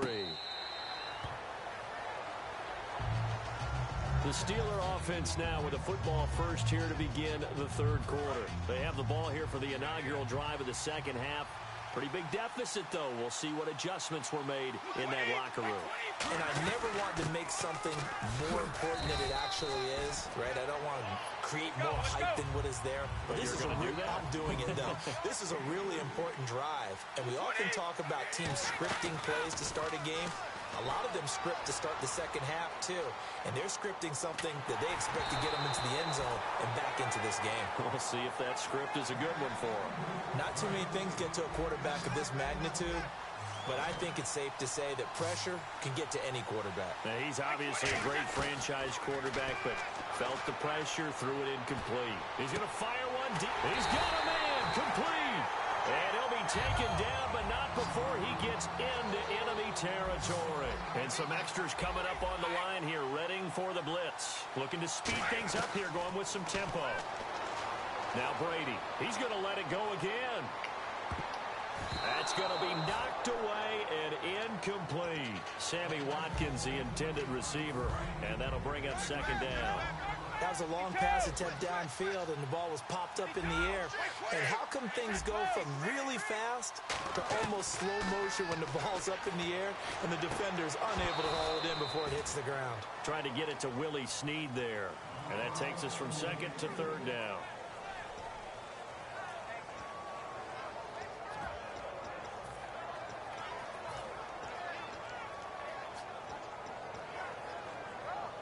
Defense has set themselves up nicely. 3rd and 10 now. Play action. Now it's Brady. And Brady going to be intercepted the 3rd time. Picked off. It's the Pro Bowl corner, Joe Hayden, with it. Now we take a glance at the offense as they work their way back out for their first possession of the second half. They go play action here on 1st down. Flush to his right. Now he'll let it go deep right side. And got his man complete. 26 yards on the pickup there. And it'll give the Bengals a 1st down. As a general rule, offensive linemen like to know where their quarterback's going to be when he's setting up to throw the football. But sometimes they just have to get on the run, get on the move. He was able to do that on that play and picks up a 1st down with a nice throw. And a cut to the sideline. They give him 15 more, and it's another 1st down. Sometimes it's hard to believe, but there are times this game is about patience, isn't it? Has had the game he expected, but that run there, that may get him going. I was just going to say, maybe that gives him a little juice, because you're right, he struggled, especially in that 1st half. Yeah, and I know the great ones always think to themselves, just hang in there. I'm just one big carry away from busting this open. That's a good start for him. In this situation, it's really tough to figure out how to defend because they have plenty of room to still take deep shots at the end zone as they just did there. Yet at the same time, you've got to be... Now a clash of bodies here, and it's intercepted. picked off by Champ Bailey. And a big turnover there as his guys will get the football back. Pittsburgh's offense now heading back out onto the field. And with 3 interceptions thrown already, we'll see. Do they rely more on the ground game here? They may have to change things offensively to try and settle things down, not just for the guy throwing the ball, but for the rest of the offensive unit, because their confidence has to be shaken a little bit. And you just wonder, is the backup going to start to warm up a little bit over on the sideline? To throw is Brady. Incomplete. Des Bryant, the intended receiver. And that'll bring up second down. It's a tried-and-true formula, and I don't think it'll change for as long as we play football. If someone's trying to throw the ball and you can put pressure on them and make it tough, that's only going to help your defense. Yeah, he's since being hurried. He got rid of it before taking the hit, but incomplete. And it's knocked away and incomplete. I know exactly why he tried to throw the ball to Julio Jones there. He's never considered covered. He's either too fast or too strong. You always try and get it to him. Especially on those deep passes. Brady now to throw. He's going to take another shot here. This is caught inside the 15. And he takes it down deep into enemy territory. Well, even after all those interceptions, he's not deterred, still confident to go deep at work there. I think all the old rules about playing that position still apply. If things go wrong, you still act like you're the best player out on the field. You still carry that supreme arrogance with you and continue to fire the ball. I've seen guys have games like this, and this is where you find out if you're great or not. Can you overcome some interceptions and still lead your team to victory? On play action, it's Brady. And he's in. Touchdown, Steelers. Julio Jones, his second touchdown of the afternoon. And the Steelers have now made this a one-score game.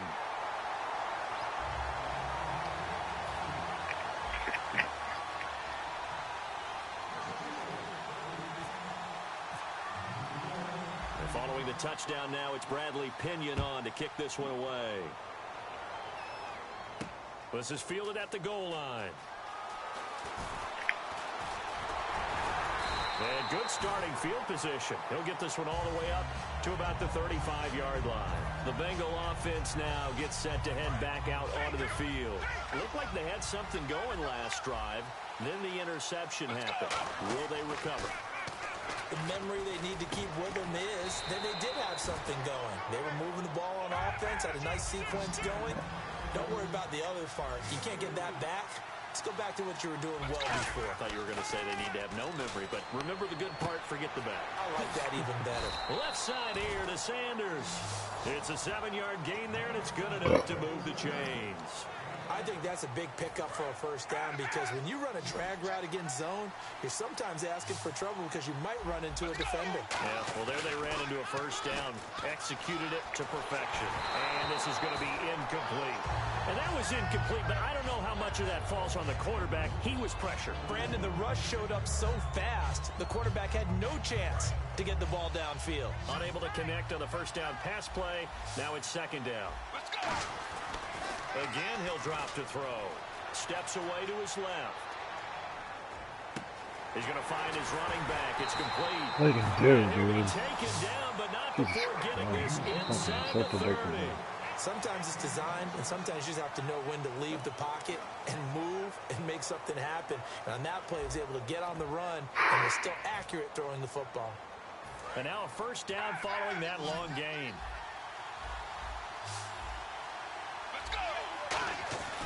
They'll look to throw again. And that'll be incomplete. I hope I don't sound too rah-rah on that one, but that's the exact right throw. Either your receiver gets it or no one gets it. Give him a lot of credit for being really precise with it. Got rid of it. No one got it. Back to throw now on 2nd and 10. He's going to let it go deep for the end zone. And they went for a big play through the air on 2nd down. Couldn't connect. Now it's 3rd. When teams take shots at the end zone, you got to defend it the same way you would defend the first down sticks. You defend the goal line exactly the same way. They can't cross that. You play through the receivers. Now, on that play, that's exactly what they did and batted it away. Emmanuel Sanders, the intended receiver. And that brings up 4th down. So on fourth down, out trots the kicker in a big spot here. This to make it a two-score game. And Scobie's kick is good. And that will push the lead up to double digits now at 10. So it goes down as an 8-play drive, and they cap it with the field goal. Yeah, they were able to pick up a few first downs along the way, but they couldn't keep the momentum going all the way into the end zone.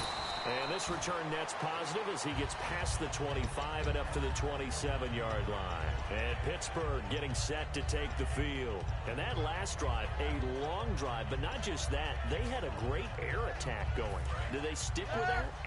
I would think that they would, because if they were confident enough to do it on the last drive, starting backed up in their own territory, why would you change anything? They've got to be confident about what they're presenting and continue to do so. Yeah, because and his pass is intercepted for the fourth time today.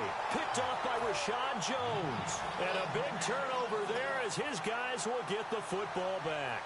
So now the Bengal offensive unit back out onto the field. And they split the uprights last time for 3. They've got the lead. They're not going to play this conservative. They're not hoping for another field goal. They're hoping for a touchdown. I'm with you on that one. I like where your head is. I like the way you're thinking, because you're exactly right. Trying to sit on a lead and play that way, that doesn't work too well for most teams.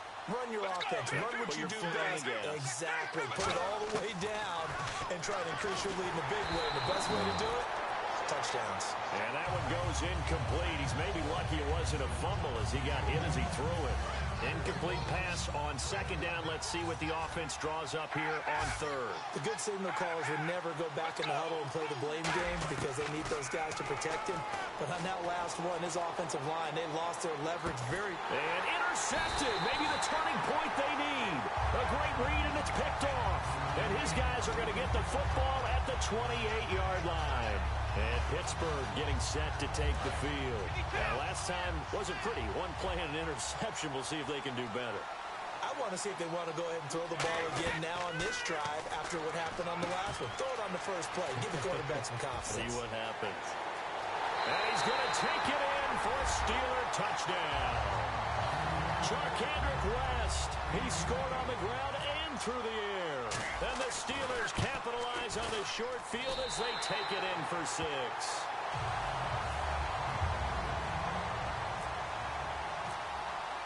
And following the touchdown now, it's Bradley Pinion on to kick this one away. This fielded a few yards into the end zone. Oh, jumping over. Cincinnati now ready to take the field. And the offense here just looking to stay in bounds, complete the short passes, and put this game on ice. They go back to the air here after the INT. Caught Eifert over the middle. A big play there on the catch and run. 53 yards. As we continue to advance in the NFL, as people continue to scout players, they really don't care as much about body types as they care about those guys who can make people miss, run through tackles, and gain all that additional run after catch. Anybody who has that ability, they want them on their team. 8 yards on the pickup, and now they'll have some options on second and short. Well, they'll take that every time with a lead, first down, fourth quarter, getting 8 yards. You love that. They will take it, and you have to ask the defensive guys, why did you give it? I mean, you know the situation. You're down, have to stop them, have to get the football back. But 8 yards on first down puts them back on their heels. They'll set up a throw. Flushed out right. And he'll slide down to avoid the contact. It's a good gain of a... Now the Steelers put a stop to the action with a timeout defensively. It's just their first. They've got 2 more to use here in the final stages.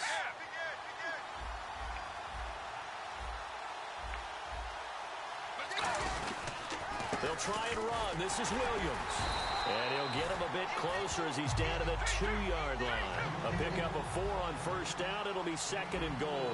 And they're going to hurry back to the line now.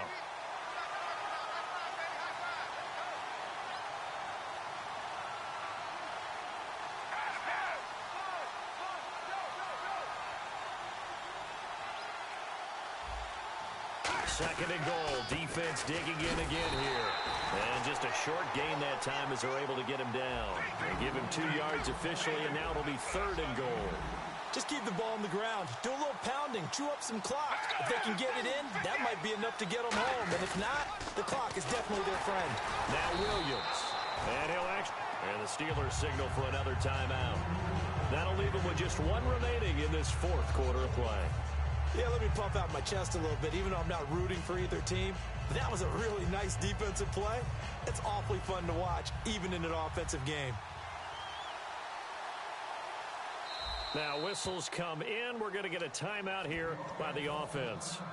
It's just their first. They've got 2 more to use here in the final stages.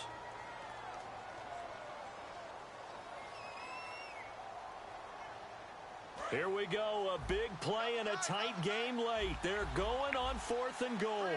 They come out here in the eye. Here we go with Williams. And he's across for the touchdown. And in the final minute, that should just about seal it. And that touchdown should make you feel comfortable. But do you really feel like it's totally over yet? Not totally, but I think you're pretty much there. Yeah, you still got to make sure you stay with it, do all the right things down the stretch, especially on defense. But that touchdown there, you've got to feel good about your chances. This fielded a few yards into the end zone. And Pittsburgh getting set to take the field. They might be thinking this is close to a lost cause here. Got to play it out. What do they need to do? Well, they have a thought process in mind already, but they can't get ahead of themselves. They know that they need to score quickly. Yep, 2-score game. Onside kick and get the ball back, and then score again. But they can't worry about the last 2 points. The only thing that matters is scoring quickly. Then they'll take it from there. And that one falls incomplete. Looked like he might have had position there, but he couldn't hold on it at second down.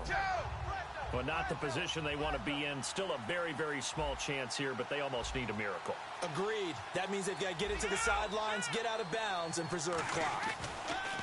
Back to throw, Brady. And this is intercepted, and that should do it. Picked off by Tremaine Johnson.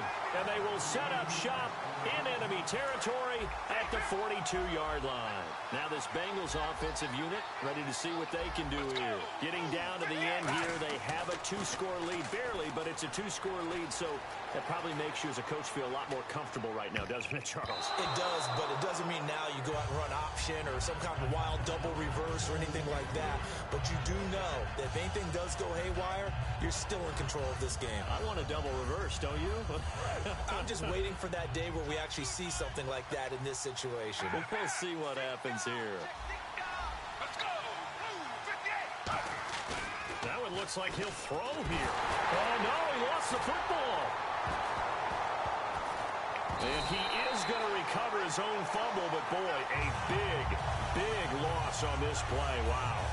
He got it stripped. You can see the panic in his face from up here through the helmet. He was able to dive back on it. A good bit of fortune for him, because oftentimes on a strip sack, when that ball is wrenched out of your grasp, it can go in any different direction. It can go way away from you.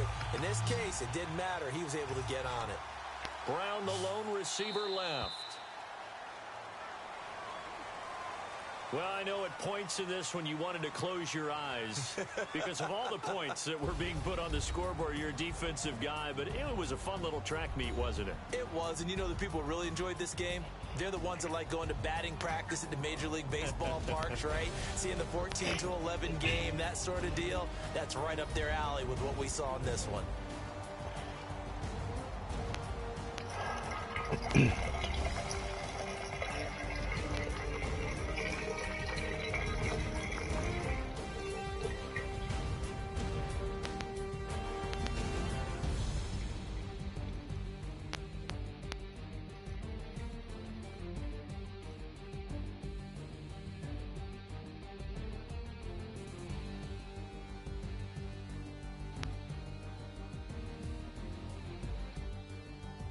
So that's a wrap for Charles Davis. I'm Brandon Gunn, and this has been a presentation of the NFL on EA Sports. For more, check us out at easports.com.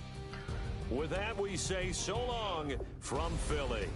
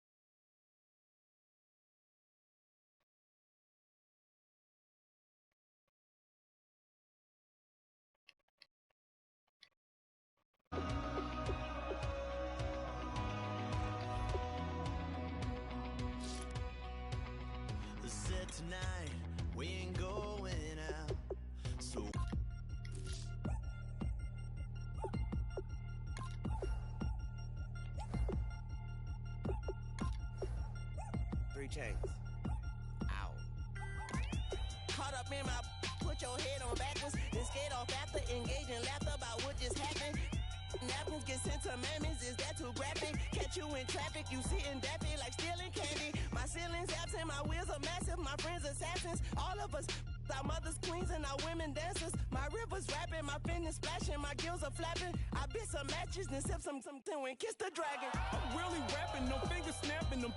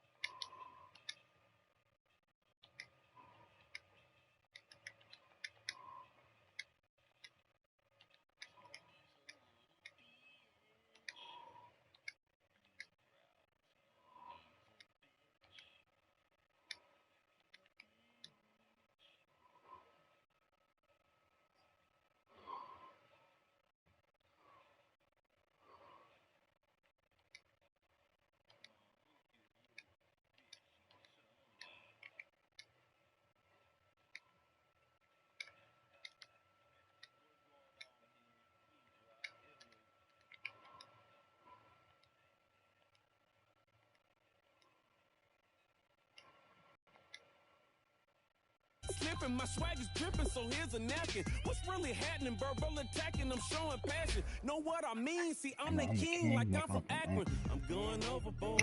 Somebody call the captain. And when it come to getting checks, I always want the fat ones. I'm so I can sing to a chandelier. My flow a glass of spade and yours a candle. Too many buttons. Not enough. These bugging, the SWAT is coming. Shoulder, no shoulder shrugging at your nugget. Sticky like acupuncture in Magnus honey. Knock on the side door 3 times and have your money. Or get to stepping like Kappa stomping. I slap. I'm having lunch with Italian Sonny. Don't ask the subject. Lord, why you took rabbit from me? He said don't ask me nothing. Too many bodies, too many bundles. Not enough. These bugging, I heard they stung you. It's gonna be trouble. We come through and catch you while you cuddle. Barrels like tunnels. Don't even mumble. I'm back to ballin'. I'm in the back full of only. Pull on the scene enough. We ain't playing Pastor Troy. Ready turkey, spaghetti, and castor oil. That's turn your guillotine to a.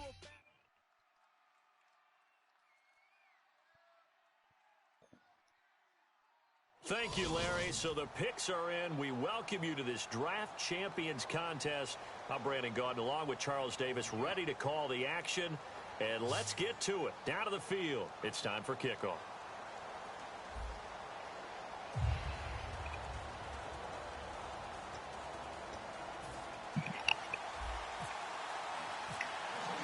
Two teams here amped and ready for football. And off we go in week 2 of Draft Champions. This is fielded a couple yards deep. He juked him. And he'll make it across the 20 as his guys will set up shop at the 23-yard line.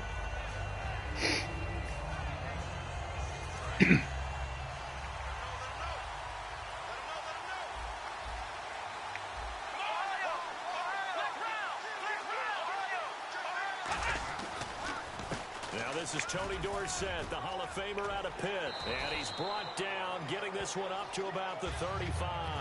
12 yards there as they move the chains. It should go without saying that anytime you run the football well and gain a nice chunk of yardage, that means the offensive line did their job and did it really well. But let's give them a little more credit than that. Because all week long, offensive line meetings, they're going over adjustments, counters, when they line shifts, all those things that go along with it. and yet you still have to be physical, and that's what they did on the first play. An ex-teammate used to tell me all the time, I hate experienced quarterbacks because no matter what, you really can't hide what you're doing. And I think that right there, he knew right away where the blitz was coming from, where his primary guy was going to be, and he ended up going to a secondary target for a nice game. I was just going to ask you, that wasn't the primary target. He's so good at that, isn't he? I think he knew right away that he wasn't going to get to his primary guy. I think he read that as soon as he got to the line of scrimmage, knew where the pressure was going to come from, and said, I know how to beat that, and that's what he did. On third down, he'll drop to throw. Man open, Rice. And he will have the first down as he gets this to the 47. He went full scale, loose, flexible, finding a way to catch the ball in some traffic for a key first down. A really nice job of adjusting to the ball in the air. Not the most accurate of throws, but able to adjust and make the grab. And he gets this inside the 35-yard line. 13 yards there on the pickup, and it'll be a Philadelphia first down. I thought guys that were over 30 weren't supposed to run the football this well in the National Football League. How about that veteran leadership? A big-time run combined with some nice blocking by his offensive line, showing that the ins and outs of being a veteran still has his place in this league. His odometer is not totally turned over yet. Well, partner, when you ask anyone other than your QB to throw the ball, you must have a lot of confidence, or you think you're really going to fake them out, and it looks like they did exactly that. They're going deep in the playbook, and a great grab on the other end. That's going to go as a loss of a yard, and it'll be second down. So the myth has been shattered. Every cornerback in the league is not just a cover corner. Some of them will stick their nose in there and make plays exactly as we just saw there. A big loss suffered by the offense after that nice tackle. They'll drop the throw. Out to the flat. That's complete to his running back. And they go the wrong way here. Knocked back to the 20. And they're getting him involved early. You feel like they saw something on tape, or they just have a sense with him because he's had a good week of practice or something in that area, that they want him involved, just as you said. They want him to touch it either in the running game or the passing game, but they must like the matchups they're getting. Dancing to his left. He's going to run, but he's got a long way to go. And now they're inside the 10 as he's brought down at the 9. You know, I don't think this is the last time we'll see that in this game. This guy has mobility, and they want to use his legs in the game plan. So there'll be designed runs as well as his scrambles. He'll look to throw. This will be caught at about the 5. The Eagles unable to convert there on 4th. And on the opening drive of the afternoon, the defense forces a turnover on downs. And tough starting field position here.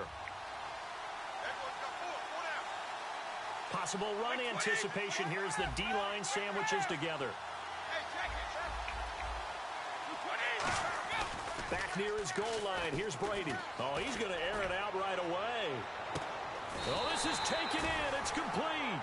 A big play that time for Pittsburgh. 48 yards.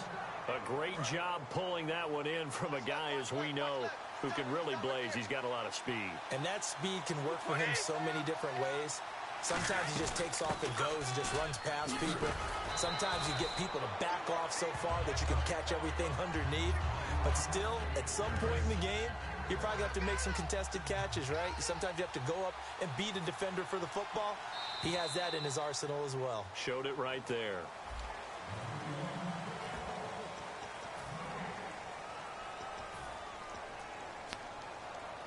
Second down and 4.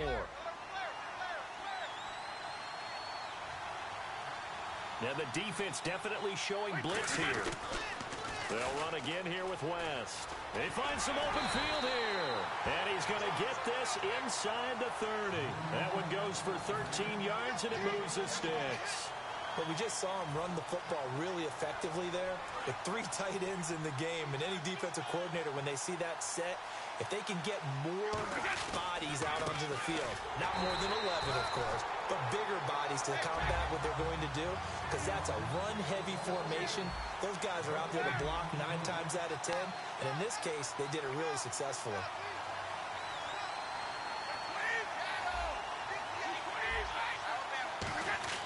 Now he'll throw with Brady.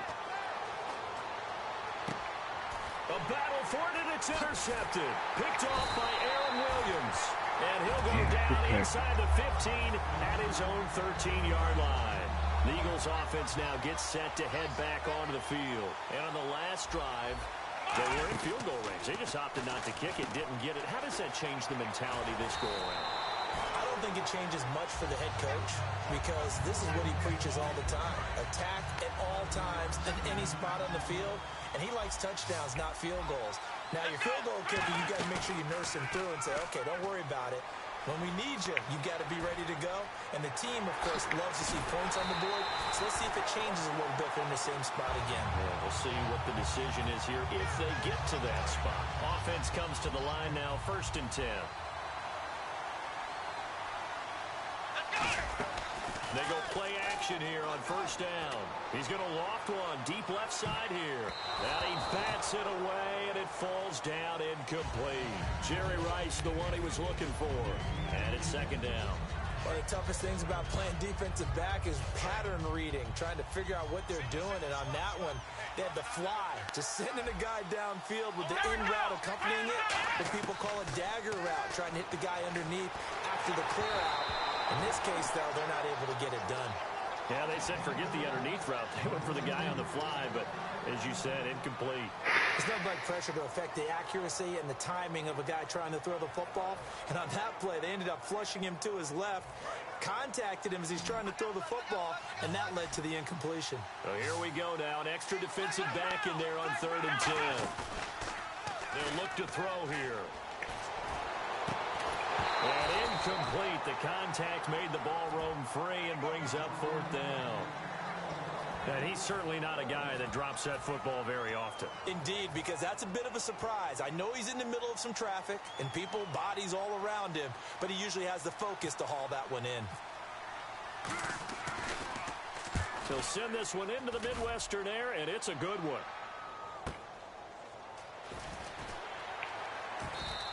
A field position changer there. 49 yards on the punt. Couple that with a loss on the return. And the offense will come back onto the field for the 1st and 10.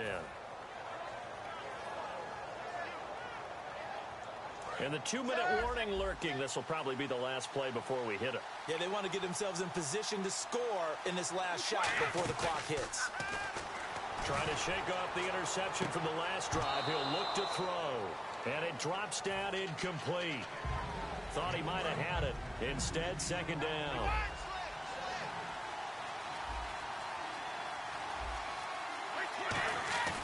On play action, now Brady. Deep drop. He's going to try and go deep again. Looking for Jones, and it's intercepted. It's the former Patriot Devin McCourty. And they will take over possession of the football at their 42-yard line. And no press coverage here. They are backing off in the secondary. Well, when someone other than the quarterback is throwing the football, it's either beautiful or a disaster.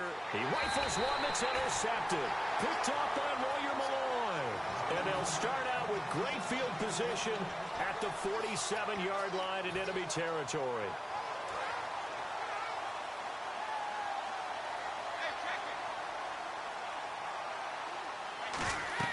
They go back to the air here after the INT on the last drive. Setting up the screen for West. No gain on the screen there at 2nd down. So nothing there on the screen that time. That means all that great acting they tried on offense went for naught, didn't it? Because you have to try and influence them. Make them think that you're doing something else. Make them think that they can get to the passer by letting them by and then setting up the screen and getting downfield. Didn't happen at all. Give a lot of credit to the defense for not tumbling to that one.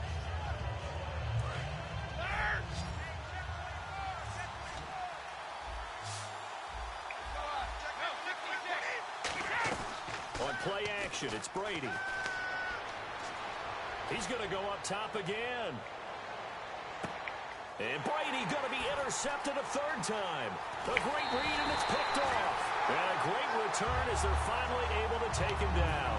Philadelphia getting set to take the field. And following the interception, we'll see what they can put together on this drive. I can hear my old college coach right now. He always used to tell us before every game, the team making the fewest mistakes will win. What they're hoping is that last mistake is their only one of the game. Coaches, that's all they talk about, turnovers, right? Minimizing those and maximizing opportunities. And the offense moving quickly to the line.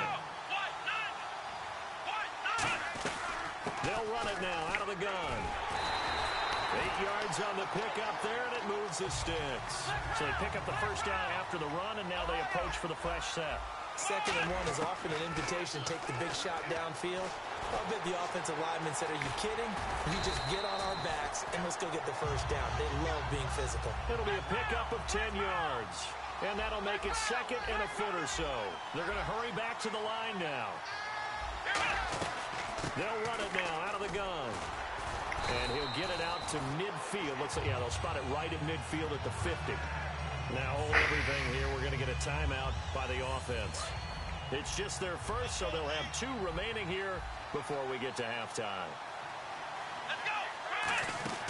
From the midfield stripe, they'll look to throw. He's going to leave this for his running back. It's complete. And he gets this inside the 35-yard line. He goes for 18 there as the drive will continue. Everyone's got to be able to catch the football. Doesn't matter what position you play, but if you're on offense, be aware a ball may come your way. Back to throw. Buying time to his left. And he's going to go out of bounds. He takes this one down shy of the 20. It's a 10-yard pickup, and it moves the chains. That was an excellent job of recognizing the situation. His first read wasn't there. Heck, his second read wasn't there. But he bought himself a little extra time scrambling out of the pocket, got to the sticks, and picked up the first down. He's going to flip that out to the flat. It's complete. And he's able to get it to the edge of the red zone at the 20-yard line. Now whistles come in. We're going to get a timeout here by the offense. And with halftime on the horizon, they'll be out of timeouts from here forward. Out of the gun, they'll look to throw. Looking for Benjamin, but it's intercepted. Picked off by the All-Pro, Navarro Bowman. And his guys have got it back at the closing stages of the first half. And Pittsburgh getting set to take the field. And you got to think, if this is anything other than just taking a knee, I'd be very surprised. Yeah, they've got enough to talk about at the half. Why do anything else? Just get out of there. Trying to shake off the interception. He'll look to throw. And this is, oh my goodness, he pulled it in one-handed. So plenty of action on the field, but no action right now on the scoreboard, at least as of yet. 0-0 is our score. As we'll send you down to Orlando as we check in with Larry Ridley and our EA Sports halftime report. Larry, both teams appear ready for the fight ahead, and we resume action here in quarter number 3.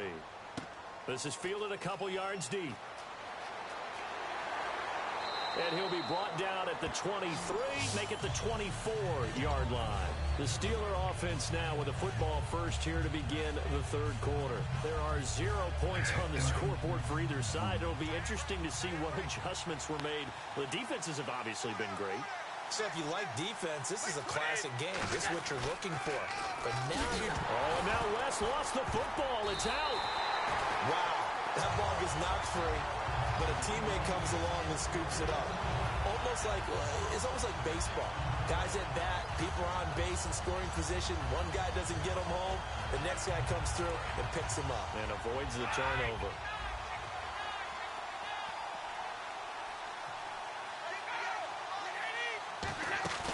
Now a play fake. Brady. He's going to loft one deep left side here. And he's unable to grab it. Thought he might have had position, couldn't hold on, third down. Well, partner, I think the defensive fellas got the memo, and they decided to cover him on that play. Yeah, he's already up over 100 yards in this game. They tried a deep shot, couldn't get him. Yeah, when you've had that much success, finally someone said, let's try and put a stop to it and put people on it. It's caught by Clive Walford. They needed 17 on third down, and that's exactly what they got. Partner, it's a lot of fun watching the NFL now, isn't it? Because when the big fella runs routes, it used to be when we were kids, he'd run about 3 different routes, and that was it. Now he can run anything and catch the balls we just saw there. 10 yards on the pickup there, and it's good enough for a Pittsburgh first down. First down and 10 now for the offensive group. And that's a good sign right there as we start the third quarter. because in the first half, not much space to run the football. And as we go into the half, we often think to ourselves, all right, what's the adjustment? What do they have to do? You know what a lot of the adjustments are? No adjustments. You know the game plan, been working on it all week. Maybe a little tweak here or there, a little bit better blocking, and now you're establishing the running game. Well, sometimes you just have to take things into your own hands, don't you? I mean, the offense is really struggling in this game. They're the ones keeping things going. They have to continue to play at that level.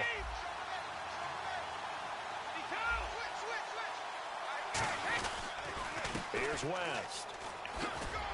And he's got this one just across midfield to the 49.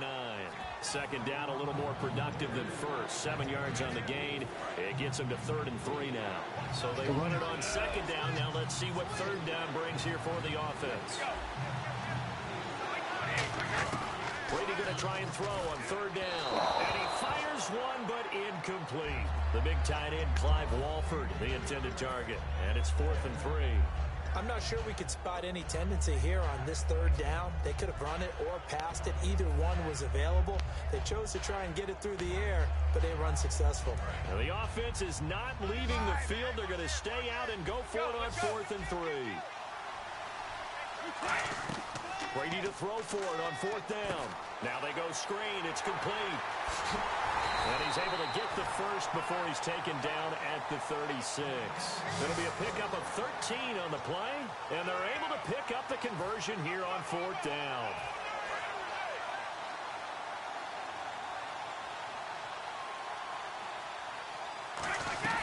They'll run it now out of the gun. And he'll lose yardage on the play back at the 37-yard line. It's a loss of a yard there, and now second down. And now they're in the hurry-up. On second down, here's Brady. And this one caught by Dez Bryant. And he is out of bounds inside the 30. And he went in route there from the slot for the completion. Love how he runs his routes because it's all setting up your defender.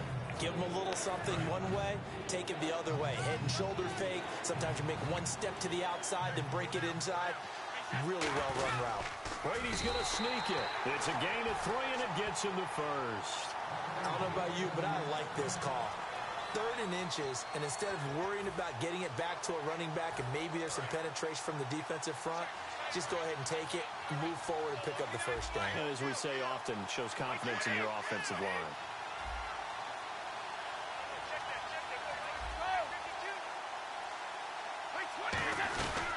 Now a carry for the veteran. This is D'Angelo Williams. And able to get about 3 as he's taken down right at the 20. Devin McCourty brings him down. Well, so many times we look at a short run and we praise the offense for trying to set the tempo and establish things. But the defensive guys, hey, they just won the battle there. It wasn't a big run given up. They don't always have to absorb the body blows. Sometimes they dish them out themselves. Toward the sideline, and look at that catch. Dragging the toes, and that's going to be a first down. Well done. This is turning into a bit of a death march here, the 13th play of this drive. First and goal here from the 2. They'll try to pound it in with West. And he's in.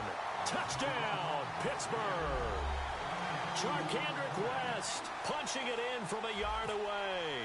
And the Steelers are able to strike for 6. And he'll put it through to make it 7-0 Steelers.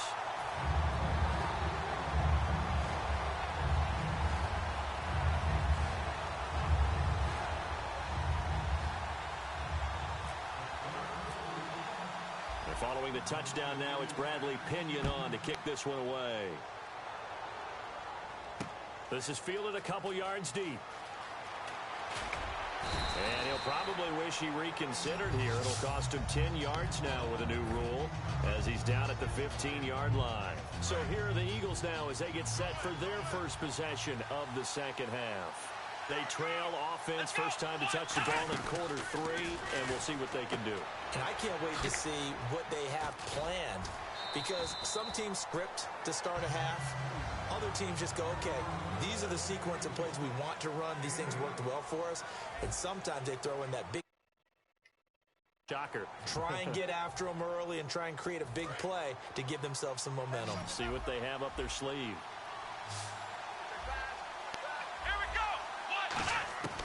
Now a shotgun snap as they'll look to throw. Steps away. Left side complete. Safarian Jenkins. Give him 10 yards on that one, and that'll earn him a fresh set of downs. Obviously, this has not been a banner game throwing the football. So what you got to do, you got to kind of down focus, don't you think? Find the tight end, take some easier completions.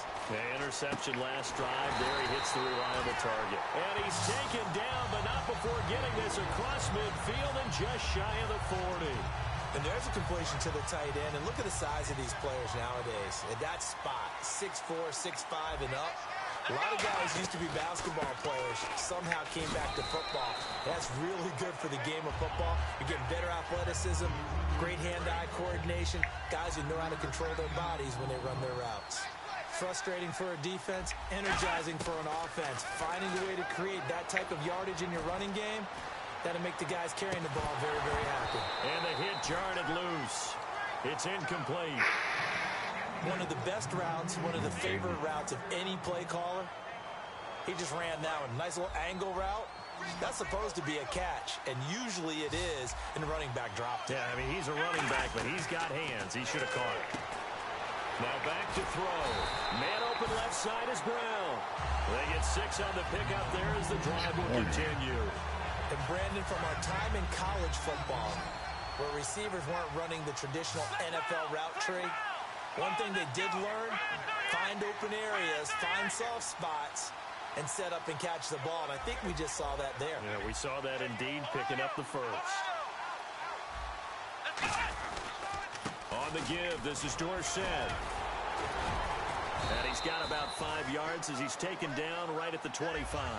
Time starting to run out here in the fourth. This defense just trying to keep the offense off the board and preserve this potential victory. They'll look to throw. It's caught. Left side. Tammy. Time for a break. We're back to see what happens after this. This will be play number 8 here on the drive. It's 3rd and a yard.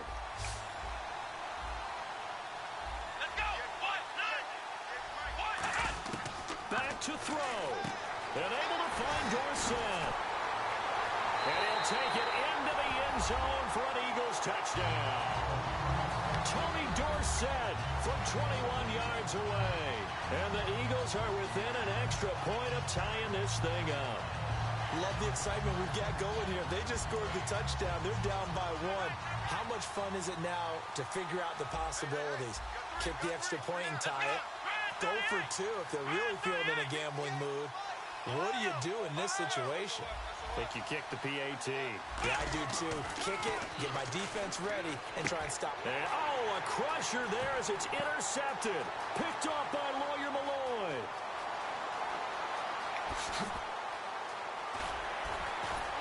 And it's a huge return as he brings us all the way back down to the 15-yard line. Well, that decision to me was all about pulling up the chart. You know, that beautiful chart that tells you when to go for 2, when to go for 1. I do love it. It helps you with your decision-making during heated times. And you just look at it right here in this point of the game.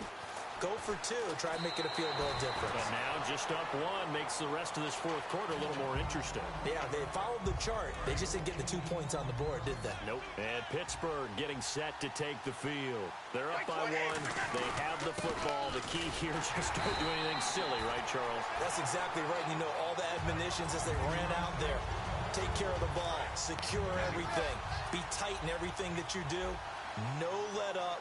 No crazy plays, and they can go home with a victory. Let's see here if they can do all those things and hang on to this victory. And hauled in here by Richard Rodgers. 15 yards through the air and a first down. So much goes into a successful play, doesn't it? How about that play action there? Freezing the defense just enough to bring the tight end free downfield for the completion.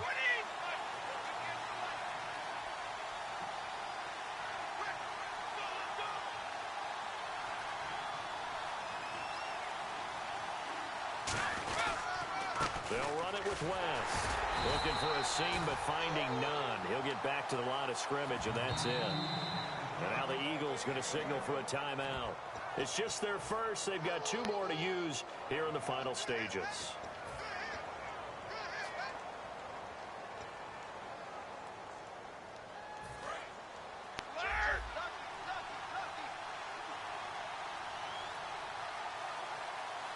They come out here in the eye.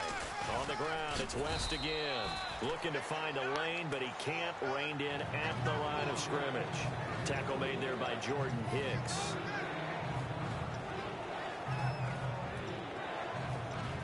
And this defense looks for one more stop here on third after the run.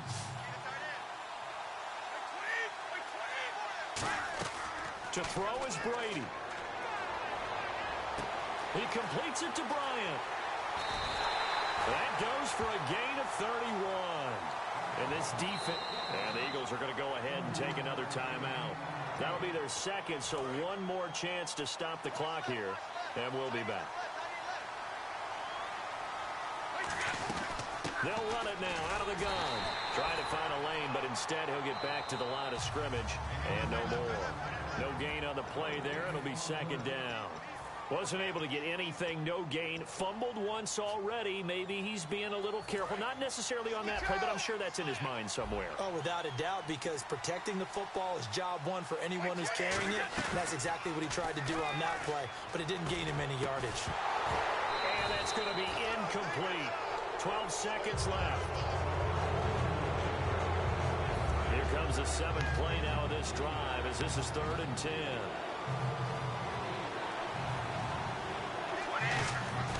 Now Brady. Nowhere to escape, and he goes down. Jordan Hicks in there to drop it for a loss of 10, and it'll be 4th and long. Now hold everything here. We're going to get a timeout by the offense. And as the two teams talk it over on their respective sidelines, we take a break. And here's a big one now. Try to hold this lead. They're going to go for it here on 4th down. They'll go for it. It's Brady.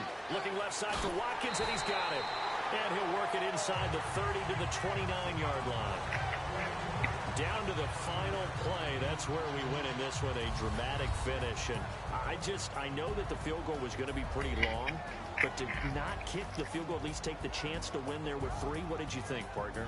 You know that in pregame, as he warms up, the kicker gets with the special teams coach, and they figure out a number in both directions, all right, versus win, no win, if it's a possibility, whatever it is. And they give a number to the head coach. This is where I'm good from. Between here and here, maybe that wasn't the number he gave him today.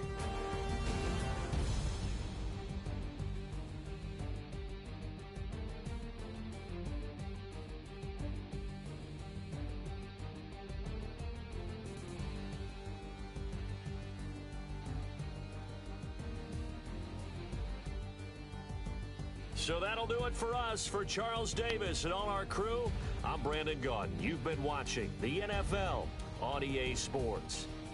From Kansas City, so long, everybody.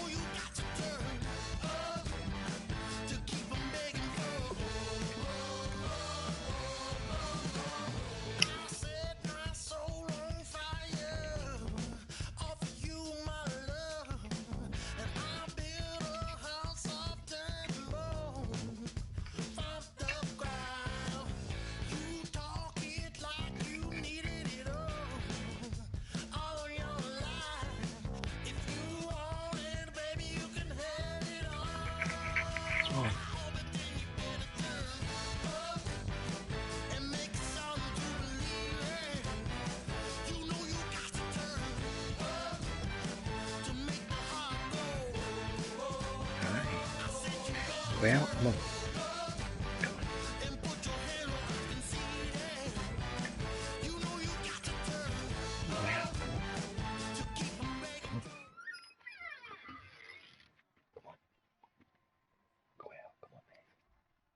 Thank you very much, Larry Ridley. I'm Brandon Gaudin with Charles Davis. We are ready for this draft champions matchup as you get a quick peek at some of the stars in today's game. We're ready to go. Let's get down to kickoff.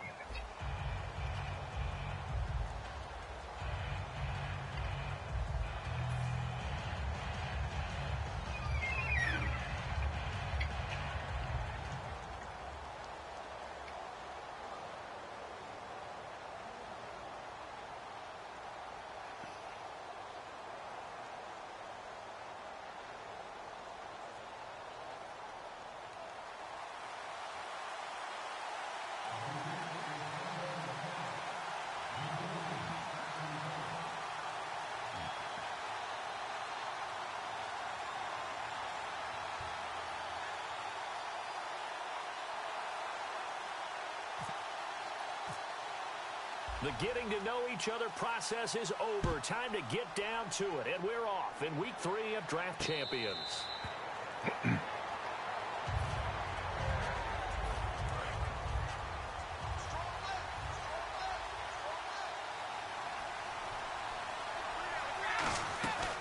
They'll run it now. This is Charkandrick West. And he is going to lose yardage here. It's a loss of 4 there, bringing up second down. All right, partner, despite my eating habits, I'm not big enough to play offensive tackle, nor am I quick enough. But with the defensive ends nowadays and their speed, it's caught inside the 25. A big play that time for Pittsburgh. 59 yards. Today's receivers in the NFL, they're the complete package nowadays. We know they can run, we know they can catch, but they have those big frames now. So oftentimes they just out-physical guys downfield and go up and catch the football.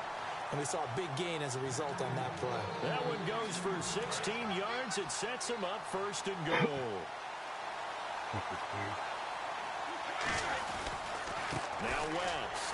And the D not yielding much there. He's only going to get a yard to about the 2. Looking at this now, you got a couple more cracks here. This close, sneak it. I don't think even go into a huddle. Just line up, snap it, and fall in behind those guys into the end zone. And now it's second and goal. On the toss, there goes Wentz.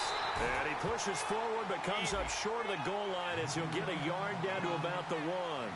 Brandon, now we find out what their definition of commitment is. They've run it on the first 2 plays. Do they come back and do it again? They're that much closer to getting into the end zone. Yeah, inching closer and really knocking on the door now. Oh, Brandon, that was a big play by the defense to keep him at the end zone on 3rd down, so there's an early decision to be made here, isn't there? I know that 3 is awfully tempting, but I'd pull on my big boy pants right now, and I'd go for it. So they come into enemy territory. Nice drive to start the game, but they probably wanted 6. They only got 3. I agree with you totally. That's the expectation. When you get the ball and you start moving it and you're rolling, you think you're going to end up in the end zone. But they should be happy with the 3. A good way to get things going here in this game.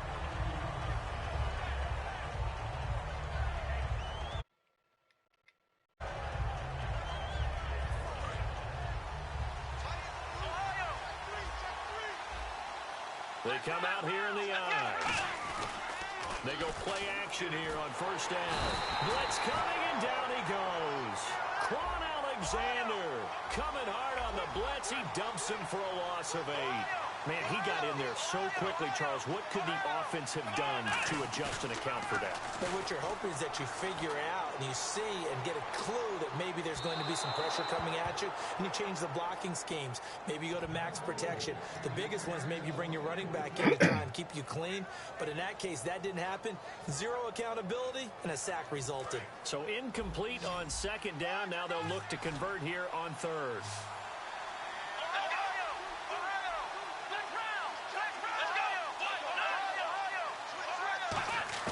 3rd and long for Prescott.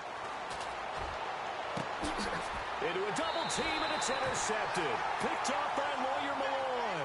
And they take possession of the football and have it at the 36-yard line. And Pittsburgh getting set to take the field. And last time they got 3 points, but it was a chip shot field goal. And when you go to the sideline after a chip shot field goal, maybe the offense not too happy. It's a balancing act, isn't it? Because you're exactly right. They're none too pleased that they didn't punch it in for 6 points. But they also have to remember they did put points on the board. 3 points is 3 points. And in this league, you take points when you can get them. Not easily done.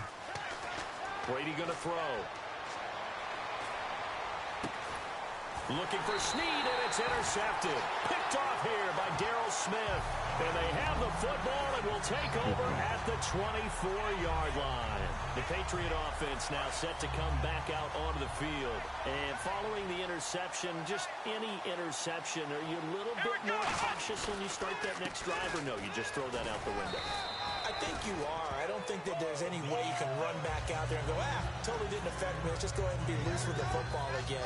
You're going to take care of it, but you have to be careful about being too cautious because now you can't run any offense at all. Still want to attack. We'll see how they attack them here.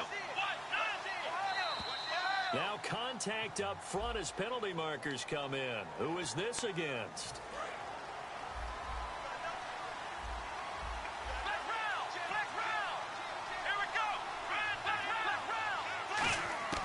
A second down throw for Prescott. Nowhere to go here. He lost the football. And it's picked up by the Steelers. And they'll have great field position here as the ball will be at the 15-yard line. And Pittsburgh getting set to take the field.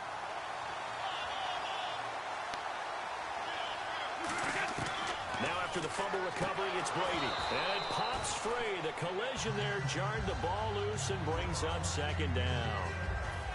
So incomplete on first. Let's see what second down has in store. Every time I see a hitch pattern dropped, I go back to the combine because there's a drill that they use all the time that's called the gauntlet drill, where a receiver catches the ball and just works his way straight down the line and catches it from different sides. And the problem with that drill is that you don't actually have to secure the catch. You just kind of catch it, drop it immediately, and keep moving. And sometimes that shows up on plays like this. Now Brady. And that is incomplete. Sammy Watkins, the intended target, and it's 4th down. So out comes a field goal team now for the second time here today. And that was a nice play. He knocked it away, but obviously you want the interception in this situation. You want to take away any chance that they have any decision to make on 4th down. But things happen so quickly in the end zone in this compressed area of the field that you're just happy to knock it away and not allow a touchdown. This fielded at the 2. And he'll take this across the 25. Couple extra yards up to the 27-yard line. So the Patriots coming out now. And last time they coughed it up, led to a field goal. They're fortunate that it only led to a field goal, but still, they're not happy about it. Could you sense the relief, though, when they only gave up the field goal?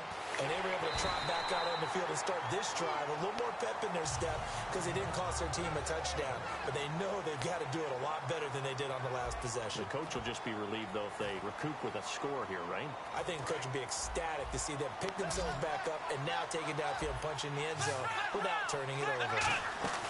Now a play fake here on 1st down. Forced out to his left. He couldn't quite hold it. Got hit. Ball pops out. Incomplete. Second down following the incompletion.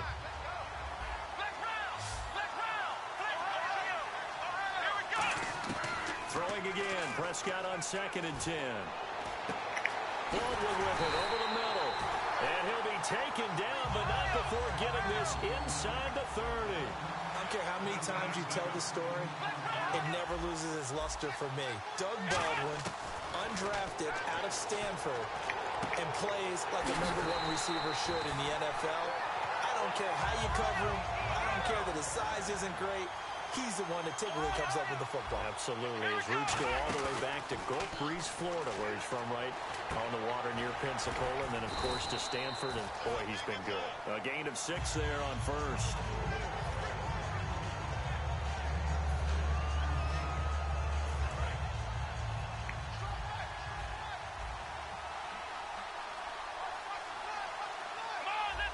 offense working with a 2nd and goal now from the 3. Now a carry for Blunt. Call it a gain of a yard as they get a little bit closer here. It's 3rd and goal.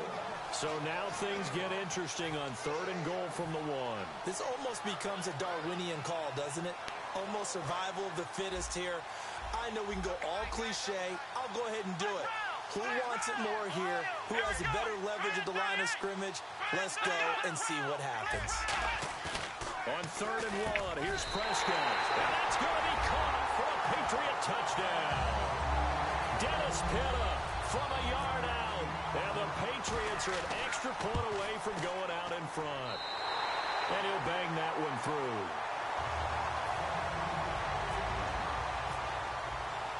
Set now to kick this one away, and off it goes. This is fielded a couple yards deep. And he'll get across the 20 before he's brought down at about the 23-yard line. And Pittsburgh getting set to take the field. And they had 3 points last time, but they didn't want 3 points because they were well within range of scoring a touchdown. We'll see if they can do better now. I'm with you on that one. Let's just go ahead and be frank about the whole. And now this is intercepted. My goodness. A great read, and it's picked off. And his return is going to be halted right around the 28-yard line. And the Patriots gearing up to go now. Good drive last time. Really effective passing the football.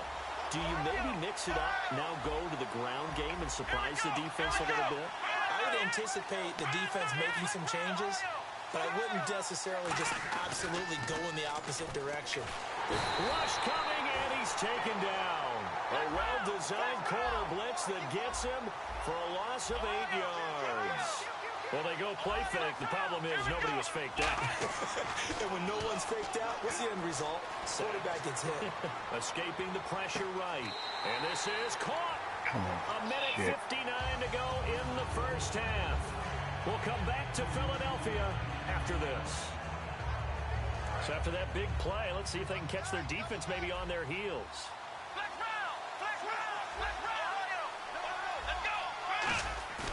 Prescott to throw it. And he takes a shot on the release as this will be incomplete. He was trying to get it there to Vernon Davis, the tight end. And now it's 2nd down.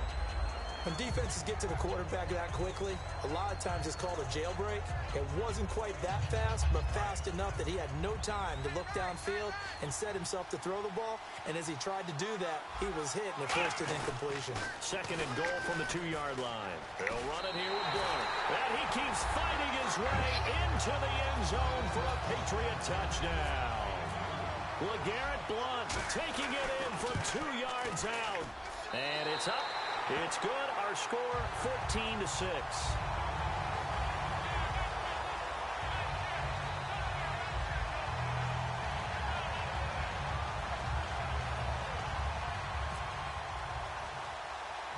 Out is the kickoff unit as they run up and send this one away. And a short kick, taking it about the 16. And they'll have good starting field position as he's up just shy of the 40. The Steelers offense now, they head back onto the field.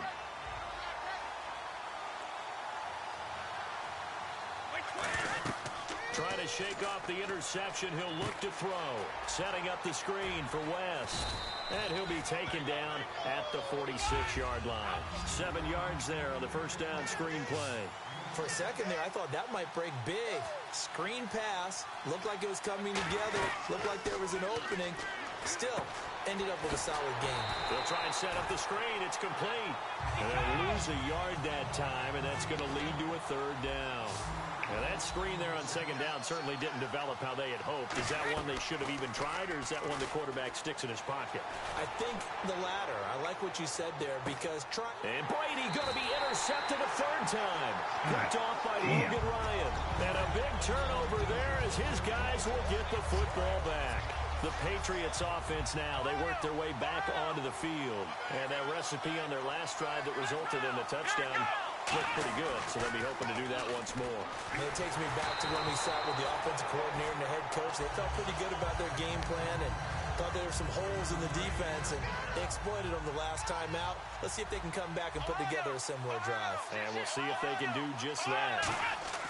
Out of his end zone, Prescott. And he's got his target. It's Vernon Davis. And he's taken down, but able to get this up to the 20-yard line. So the offense has it 1st and 10. I don't know whether I want to be a fly on the wall or not when they hear the explanation of how one of the bigger targets on the field, the tight end can be that wide open and uncovered downfield. Into double coverage, and it's intercepted. It's the Honey Badger, Tyrann Mathieu. And the return here is stopped at the 35-yard line. The Steelers' offense now, they get ready to head back on the field.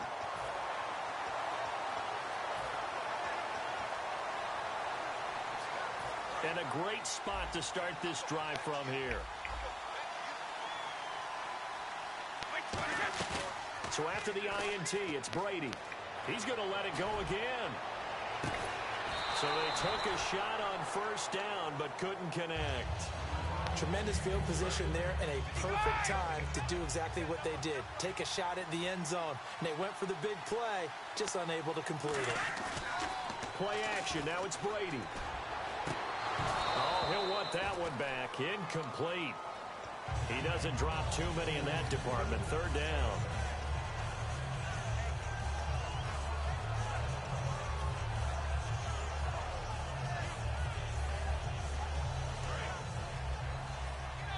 And on the outside, they're playing press coverage.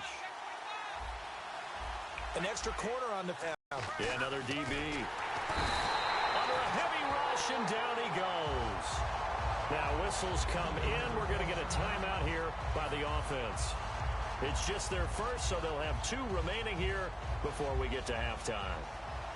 So on now is the Clemson man, Bradley Pinion, to punt this one away. Back deep, Antonio Brown.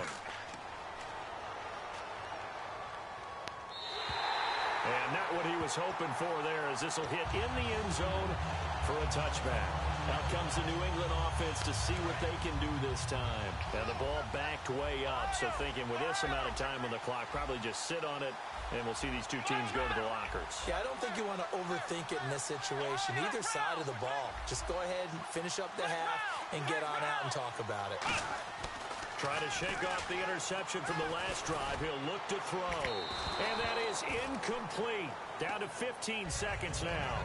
And you really can't pin that one on the quarterback, Charles. The O-line, they've got to protect that. And they know it.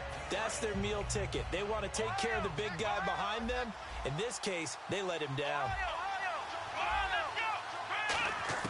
On 2nd down, Prescott again. And incomplete there. A nice hit. Jars the ball free and brings up 3rd down. And the offense looking to pick up the 1st down after the 2nd down incompletion. Blunt, the lone running back. On 3rd down, it's Prescott. Backing up. He's going to let this one go deep. And for the 3rd time here in this half, it's intercepted.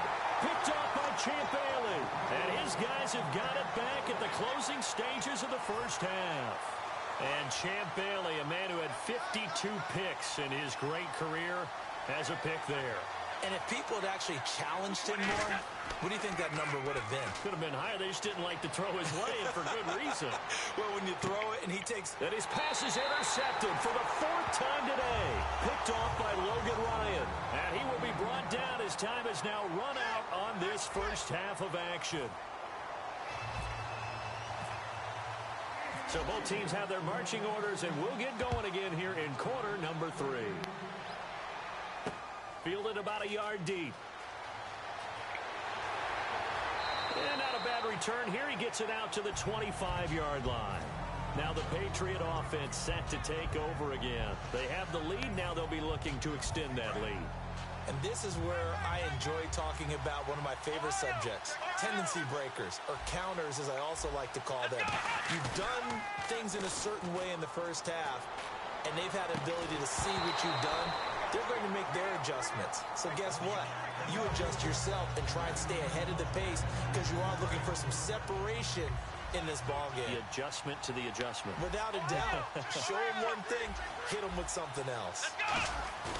Off the play fake, Prescott. They'll tussle for it, and this is going to be caught.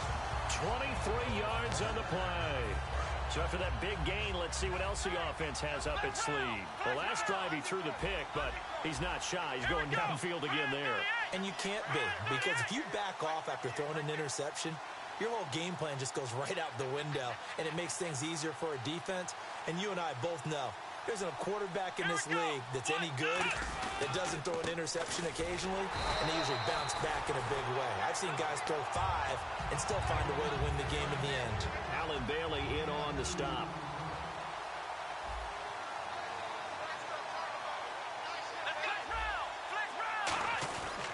Again, here's Blunt.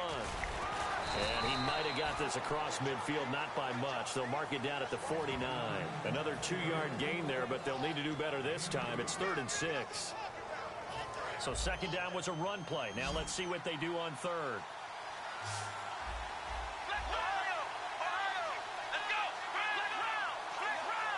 Benjamin the man in motion left.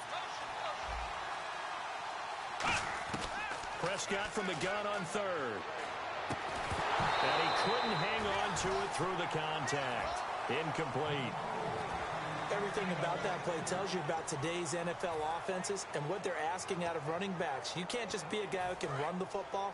You have to be able to catch it as well, and he didn't get that done on that play. They'll send a receiver in motion left. Here's Prescott. Now he'll dump it underneath to his running back, complete. It's an 8-yard pickup, and on 4th down, they're able to convert and move the sticks. Now the offense lining up 1st and 10.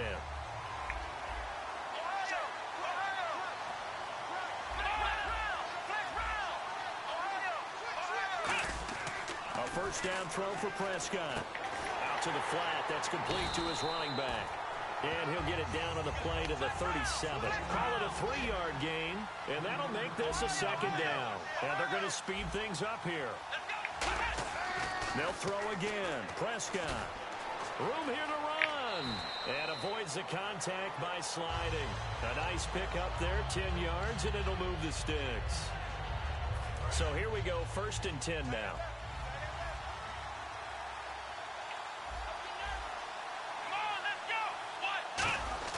Prescott looks to throw on first. Being chased out left.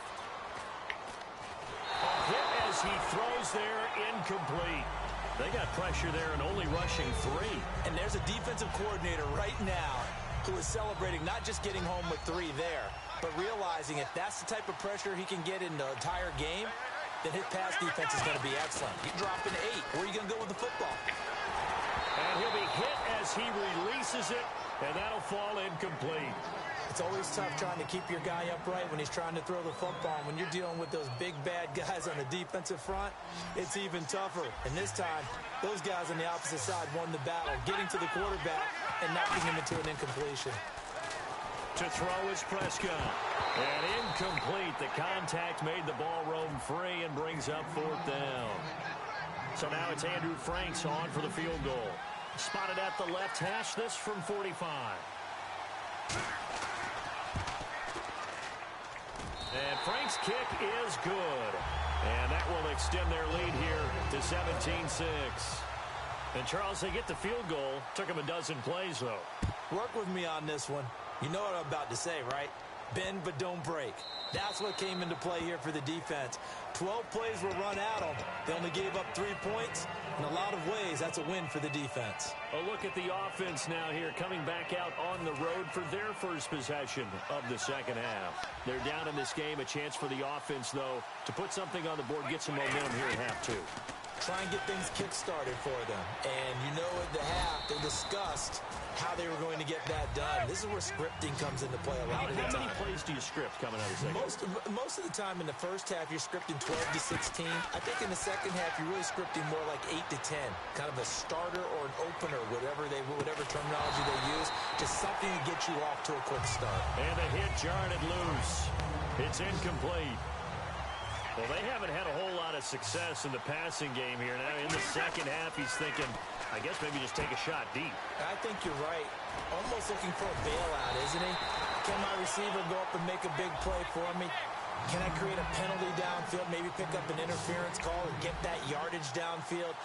Anything trying to get going again, but you're right. He definitely took a shot. Now he'll let it go deep right side. And this one is incomplete. And welcome back. We are in the city of brotherly love, Philadelphia. It's the Steelers with the football, but trailing here as we get going in quarter number 4.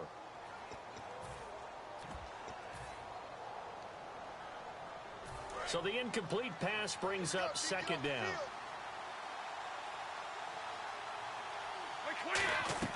Brady to throw again. That's incomplete. Nearly another pick. My goodness. Well, an incomplete pass certainly doesn't look like a good play.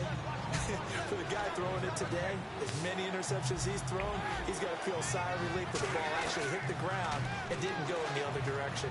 He's got time. Looking deep downfield. And, they almost had another one. They are all over the football in this game. Nearly another pick. Now 4th down. And they're indeed going to go for it here on 4th down. So trailing here in the last quarter. Let's see how this plays out. Now Brady got to have this one. And that's complete to Wolford. And he will have a first down here at about the 40. Give him 18 yards on that one. And they're able to move the chains as they convert on 4th and long. They go play action here on first down.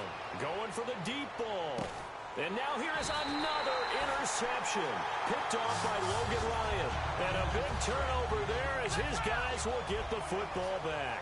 Now the Patriots offense, they work their way back out onto the field. Now they're not going to play this conservative, I don't think. They had a field goal last time and they're up, but they're looking to put a drive in the end zone. Oh, I agree with you totally. No one goes out on the field and says, all right, let's just settle for 3, except in certain situations, trying to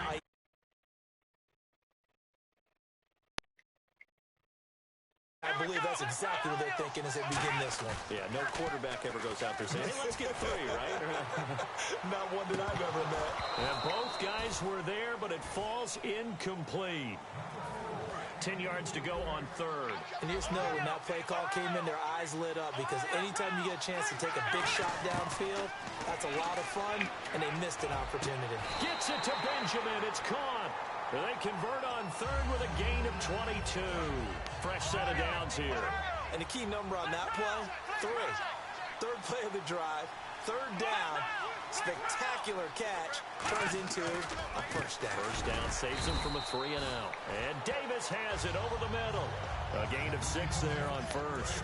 We always hear from coaches how much they like to run crossing routes because they want to hit their receivers on the go, get them the ball, and keep them moving. How about when you hit a tight end that way? Okay, the receivers are going to run past you most of the time. Tight end, they could do their damage a different way, break a few tackles, and really scatter some people, can't they? Time for a break. We'll come back to wrap this one up after this.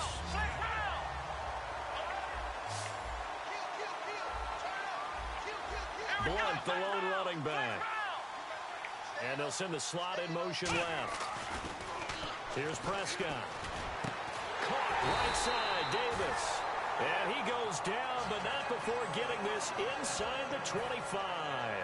There's a completion to the tight end, and I think that we're looking at something out of central casting, frankly. Absolutely. I mean, size, the hands. Speed. I mean, can flat out run. You put that whole package together, you light up the eyes of an offensive coordinator, don't you?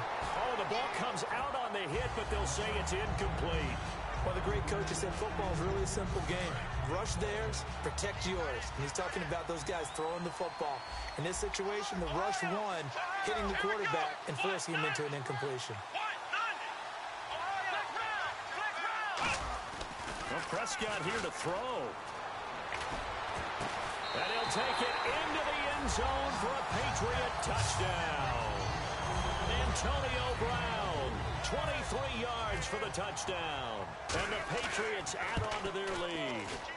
They were still throwing with a comfortable lead here late, and now that lead even more comfortable. And your first thought is there bad blood that went into this one ahead of time, that maybe they're seeking some revenge or they just don't like them? But the other thing that always hits me is, are they worried about playoff positioning, right? Are they worried about, do you need enough points in case there's a tiebreaker that comes into play later? Now the Steelers offense gets ready to get back onto the field. They've lost this one. Their offense has struggled. Do they try to put together something here at the end just to take into next week? Yeah, sometimes teams want to do that and coaches want to. I remember one time I was on a team and we were losing late in a game like this, and you knew it was lost. It was over, right? And the coach called a running play and pretty much said to everyone, I want to see something executed well before we get out of here. And that was the message to the team. Just something to build on. Just something to build on, get it done, and maybe we can look at that and say, we'll get better as we go forward. And Jones has it over the middle. And they're going to get this one all the way out across the 45. It's a game of matchups, and that's why you take your receivers and move them around a bunch, especially your best guys. And when they work out of the slot, you often hear the coaches talk about how great it is because it gives you a two-way go. You can break out or you can break in. That makes it hard to defend.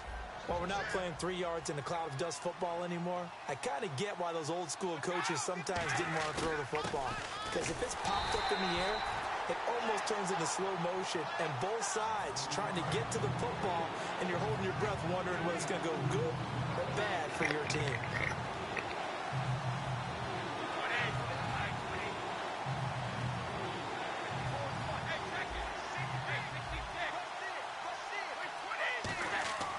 Throwing is Brady on third down. And that will be 15 seconds now to go. It's always a good play when you're able to bat a ball away or down, because if you actually tip it in the air, now the offense is getting a second shot at catching the football, or another receiver may come along and grab it out of the air and turn it into a big play. So if you make a play on the ball. And they finally catch up to him and take him down. Jeez, where was he going? A huge loss there. And now out come the Patriots. They have the dream scenario you hope for coming into the game. Just one kneel here, and this game should be over. And it's always the final play of preparation each week. The practicing of the kneel-down formation, the victory formation. We've got a game in hand, and that's all they're going to want to do now. They'll put someone back deep just in case something goes haywire. But all in all, take the snap, kneel down, and shake hands. Yes, get out of there. Blunt, the lone running back.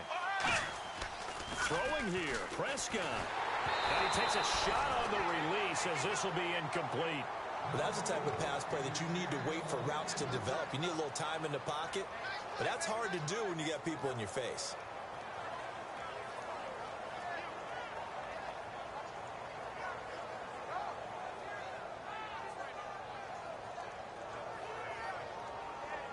And we're hitting the end of this one, and it looks to probably be the final play. And on third down, a nickel formation here defensively. And this one incomplete. Well, apparently taking a knee is not in vogue.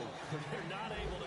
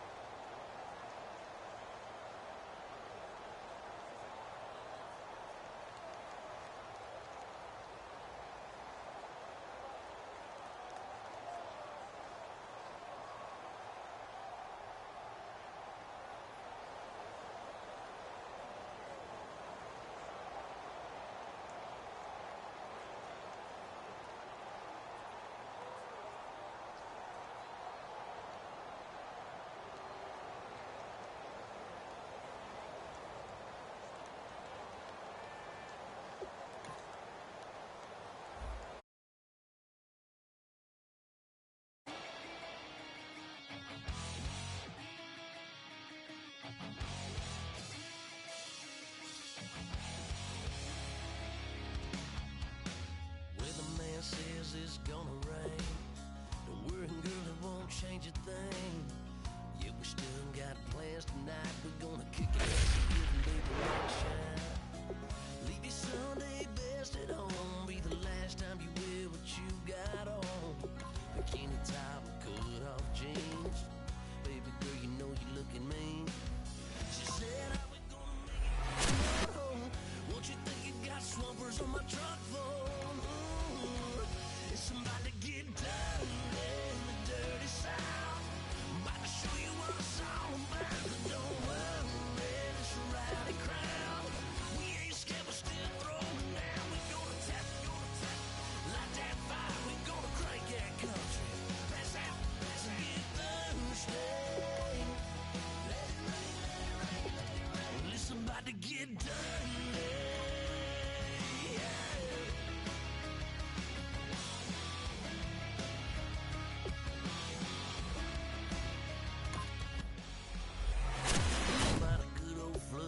Watching that red clay turn to mud. Sling it up, slap past the doors like a new paint job on a 4x4. Girl, you're gonna have a good old time. Can't let a little bit of rain change your mind. Let your hair down, kick off them boots. Once in your life, let yourself cut loose. Gonna get money from head to toe, clean it all. Living in a swimming hole. Listen, about to get dirty in the dirty south. I'm about to show you what it's all about. And don't worry, it's a rowdy crowd. We ain't scared, we're still throwing down. We gonna tap, light that fire. We gonna crank that country. Pass that, pass and get Thursday. Let it rain, let it rain, let it rain. It's about to get dirty. Yeah. Listen, about to get dirty.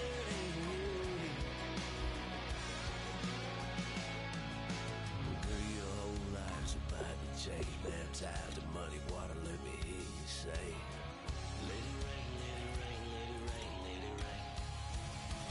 Listen, about to get dirty in the dirty south.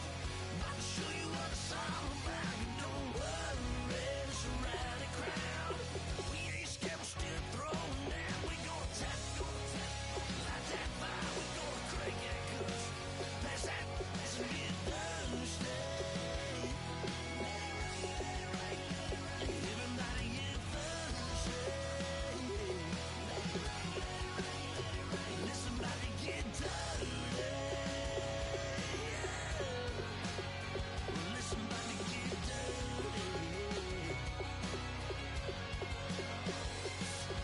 Come on.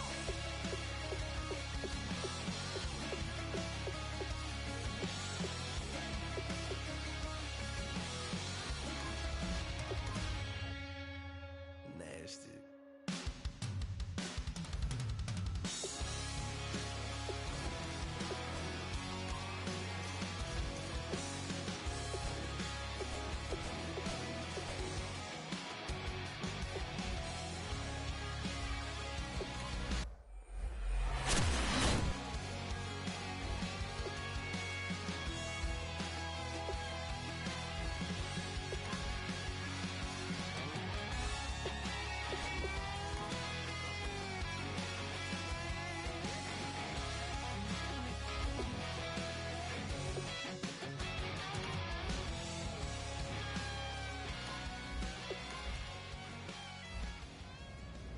If you try to shut us down, we'll show you just how we get down. And just to even up the score, we're coming kicking down your door. Y'all never played fair, so tell me. Oh, how about this for a tough decision early on? Which direction they go here is going to say a lot about what this team wants to do. On it. We even in the studios running playback. Shout out to Airman Sally, the young guards, all the G's like us. Yeah, we go hard. See, this is how we feel to be a champion. We might fall down, but we never run. You wouldn't need it if you knew what we overcome. Do you know? Not too much surprise to see Green Bay players in high demand. Here's a chance. Boy, you talk about a friendly turn of the cards. This is a great round for these guys as they get themselves a dynamic player right here. We'll show you just how we get down. Definitely some options with this pick. Do you take a skill player here or get yourself some help up front? In these middle rounds, you have to start asking, yeah, maybe not the pick that's going to change this team's fortune, but he is an improvement over what they had. Can we buy that? We even run a full court, make it stack. Shout out to Maya Moore, the young guard, to all the girls like... Tough call here. Do you try and get tougher up front? Oh, no need to worry about this guy. Just plug him right into a starting role, and he'll be a massive upgrade. We bow down to none. Oh, no question that this guy's going to grade out as a huge impact over what was there before. Try to shut us down. We'll show you just how we get down. And just to even up the score. And now's where you need to make these last picks count. Time to fill any holes you can before it's too late. Still a few holes on this roster and not a lot. Oh, did they get themselves a player here or what? And just to even up the score. We're coming kicking down your door. Kick it! Options here on both sides of the football. It's pretty much of a coin flip if you ask me.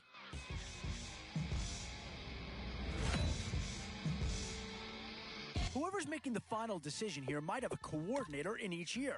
Do you go offense or defense? And just to even up the score. And with time running short, you've got to hope some guys fall into your lap, or you could be left with some real holes on your roster. We'll show you just how we get down. One thing this team's going to need is some leaders, and they've got one right here. We're coming kicking down your door.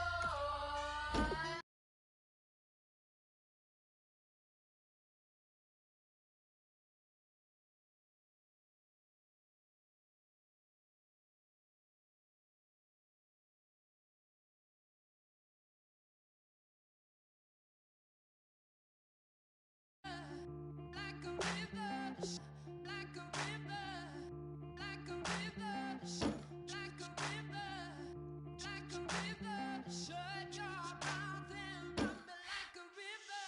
How do we fall in love? Harder than a bullet could hit ya. How do we fall apart? Faster than a hairpin trigger. Don't you say, don't you say it. Don't say, don't you say it. One breath, it'll just break it. So shut your mouth and run me like a river. Shut your mouth, baby, stand and deliver. Holy hands, pulling, make me a sinner. Like a river, like a river. Shut your mouth and run me like a river. Choke this love till the veins start to shiver. One last breath till the tears start to wither. Like a river, like a river. Shut your mouth and run me like a river.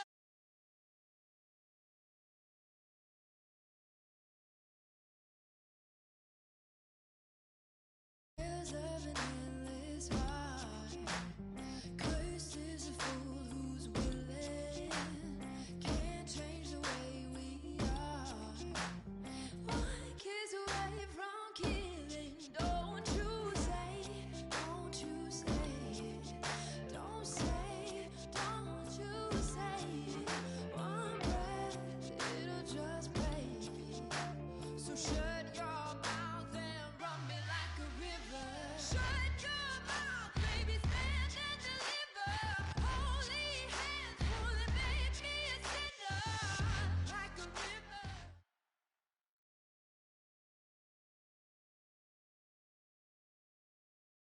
All right, Larry, thank you. It is indeed time for a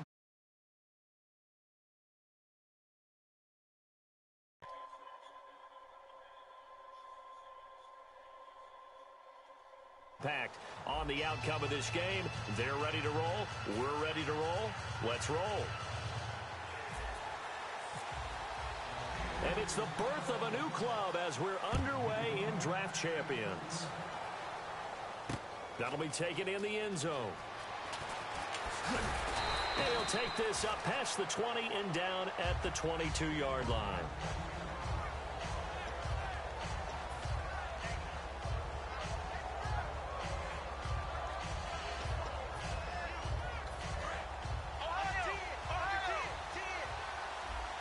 Allen alone to the right. Now McNair looking for a first down throw. This is Williams. And some room to work. A big play there on the screen pass. 38 yards. A well-executed screen pass means the offensive line has bluffed the defenders. They make them think that they can just get through and get to the quarterback. Instead, they're setting them up. Little screen pass, lopped it over them, and now they're in front, and they get downfield for big yardage when they do it right.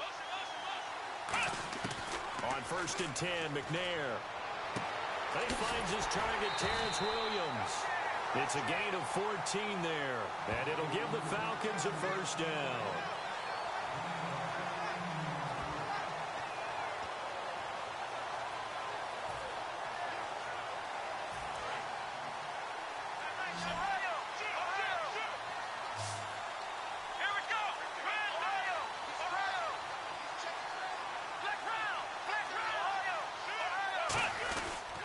They'll run it for the first time with Williams. Officially no gain on the play, and it's 2nd down. Well, a well-executed blitz, no doubt. Great job by the linebacker. Maybe the quarterback, if he could have seen that, could have audibled there. Yeah, he needed to be in a different play because that one just meshed perfectly for the defense. All the gaps were filled except for the one the offense really wanted to run through, and that was filled by a big man wanting to make a tackle. And he made a great tackle. McNair to throw. Steps away to his left. Wright's got it. And 15 yards there on the catch and run. When you see zone defense and you know you've got a drag route on as your primary call, you've got to be really careful as a passer about how far you let your guy go because he might wander into some tough coverage. On 1st down, it's McNair. A dump off to Vereen. And now they're inside the 10 as he's brought down at the 9. It'll be a 2-yard gain, and that'll bring up 2nd down. So many times you hear today's NFL described as a space game. Get your best players into space with the football in their hands. That's why sometimes you swing it out to your runner, get him out in the flat, and let him have a chance to make people miss an open field. 9 yards on the play there, and it sets him up 1st and goal. We always talk about having to read defenses and how complicated that is. Well, this was an excellent read. Read the pressure and got rid of the football before it even got to him for a nice game. And when they're blitzing like that, and he will take it in for a Falcon touchdown. D'Angelo Williams taking it in. And the Falcons take it all the way down the field and score on the opening drive. And his kick is no good. An inauspicious start here kicking-wise as this one stays a 6-0 game. Following the touchdown now, it's Bradley Pinion on to kick this one away. Fielded about a yard deep. And a pretty good return here. He'll be stopped just shy of the 25 at the 24-yard line.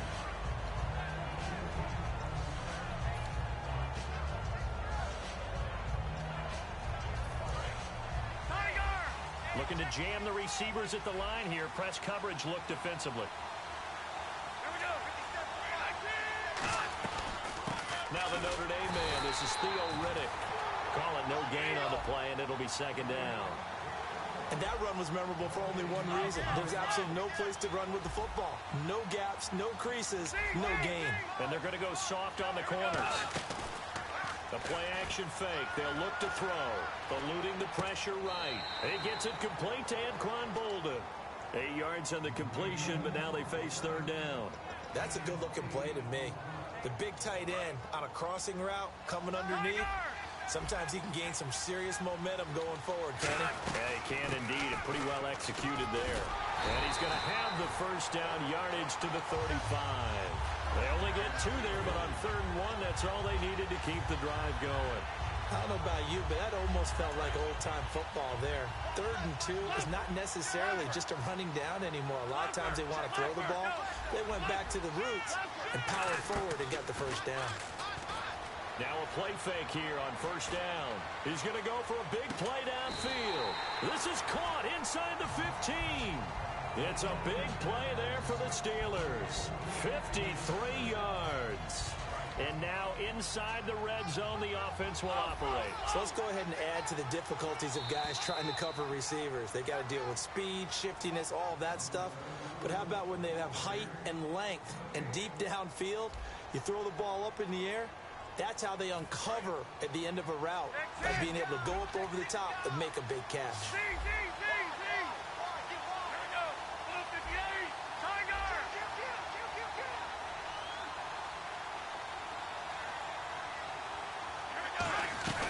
They'll run it now out of the gun.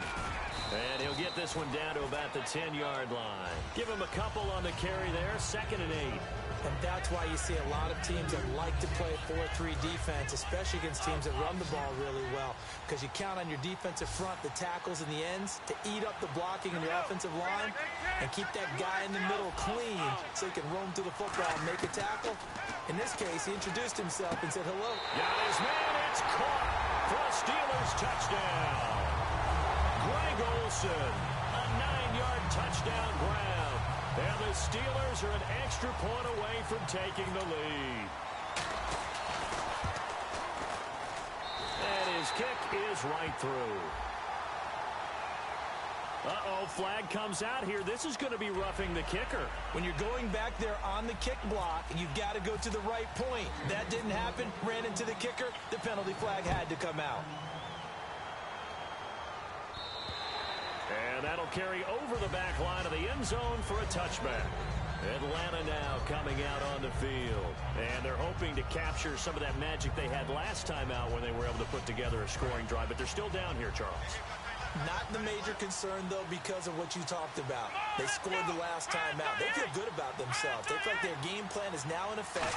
They know how to attack and what plays they want to put together. But they've got to keep it moving in the right direction because, as you did note, they are down on the scoreboard. Timing is crucial in any route thrown, but when you throw an out, so many things are going through the mind of the receiver. Catching the ball, timing it up with the quarterback. Are my feet going to get down inbounds? On that play, all those things going through his head might have caused him to drop it. To throw, McNair. And right with it here over the middle. A really good pickup of 28 yards. And when an offense is doing a nice job selling the play-action pass, a lot of responsibility shifts to the linebackers. They're the ones that have to determine run or pass and get to the proper places on the field. Here's McNair. It's caught right side. It turns. A good pickup there. 8 yards on the first down completion. I know many people like to throw to the tight end, maybe in a little flexed out position because he creates mismatches with his size. The slot receivers do the same thing with their quickness, their speed, and their route running savvy. Now McNair off the play fake. Going up top. And the defense loses him. It's complete. Touchdown, Falcons.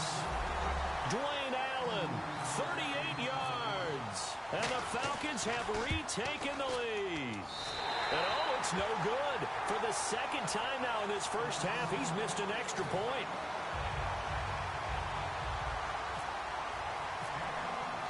And following the touchdown now, it's Bradley Pinion on to kick this one away.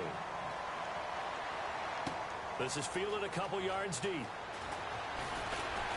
And he'll bring it a few past the 20 to the 23-yard line. Out comes the Steeler offense now, ready to see what they can do here. And that last drive, a long drive, but not just that. They had a great air attack going.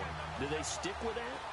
I would think that they would, because if they were confident enough to do it on the last drive, starting backed up in their own territory, why would you change anything? They've got to be... Theo Riddick. He's at the 40, the 20, 10, and into the end zone. Touchdown, Pittsburgh. Theo Riddick, 77 yards. And the Steelers have once again taken the lead. And the lead is now 2.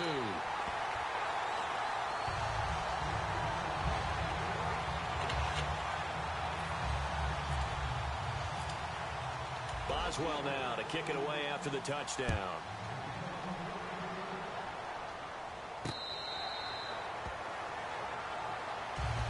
Now the Falcons offense gets ready to head back onto the field. And they're going to need another score. Got one last time, but still down here.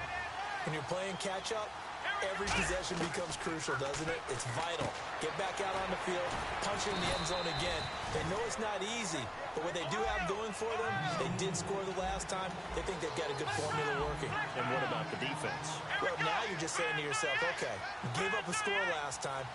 What adjustments do we need to make to slow them down now and get the ball back for our own offense? Is it more pressure? Is it more zone? What do they have to do? They're trying to figure it out. It's caught inside the 25. Touchdown, Falcons. Terrence Williams, 66 yards. And the Falcons have once again taken the lead. Can you believe it? He misses another one, his third so far. Following the touchdown now, it's Bradley Pinion on to kick this one away. Fielded about a yard deep. And he'll wind up about 4 yards shy of where he would have been if he had taken a knee, as they'll start at the 21-yard line. And Pittsburgh getting set to take the field. And they hit the home run last drive. One play on the ground all the way to the house. Now the defense, maybe they're expecting a run here. Partner, I love your description because when we talk about hitting the home run, we're usually thinking about a passing play, aren't we? Something in the air, deep ball. But how about them just taking it big time, John? Now if you're coming back out, now they've established this run game, the play-action pass could very well be open. Second down, 8. One receiver to the left is Evans. Here we go. Below 58. Below 58. Now a shotgun snap as they'll look to throw. A hit as he throws there, incomplete. Mike Evans, the one he was looking for. And it's third down. It's not just the offensive linemen and the guys charged with protecting him that take it personally.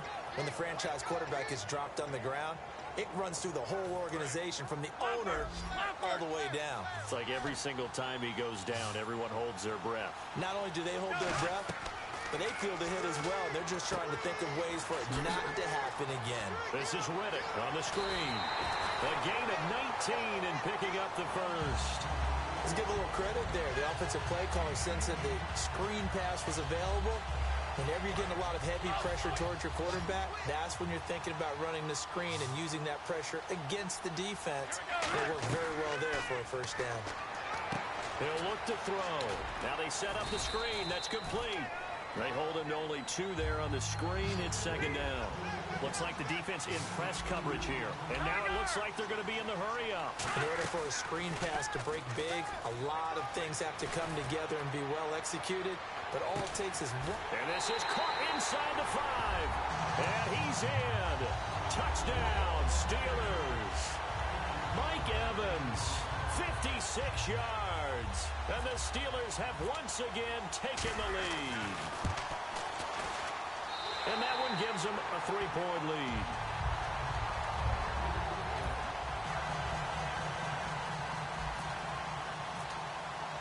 Boswell now to kick it away after the touchdown.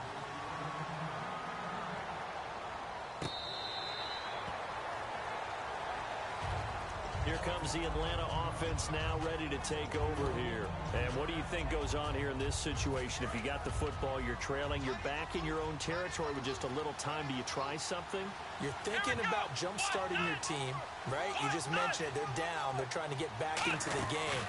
But you got to figure, if something goes wrong, you may have put yourself in a spot where you... He's got him in. Complete. That one goes for 38 yards. And the Falcons are going to get a first. I think by now it's been demonstrated quite real. But when you couple it with accuracy, you've really got something going. Able to get outside the pocket and complete the pass. And he's going to be out of bounds down inside the 20. They'll get 19 yards there. And it'll give the Falcons a first down.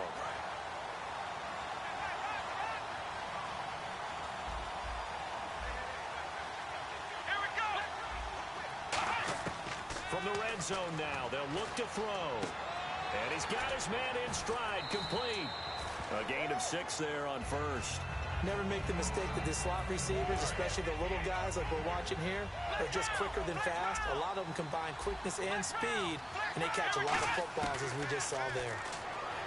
Now McNair, and he can't hang on. That That's definitely going to be one he wishes he had back. Incomplete in the end zone. After all the preparation, all the practice, a play like that will absolutely break your heart. They had everything they wanted, just unable to complete it. In the end zone, a big-time drop. From the gun, here's McNair. He's got a man. It's Williams. 4 yards on the play, and that leads to the 1st and goal. Well, they've had a great, impressive drive going here, and that pickup ensures the drive continues.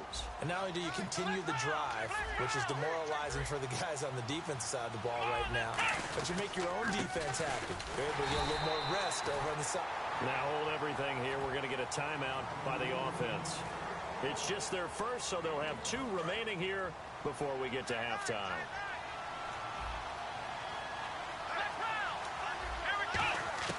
On 2nd down, McNair. That's caught at the 2. And he is into the end zone for a Falcon touchdown. Kendall Wright in the final seconds of the first half.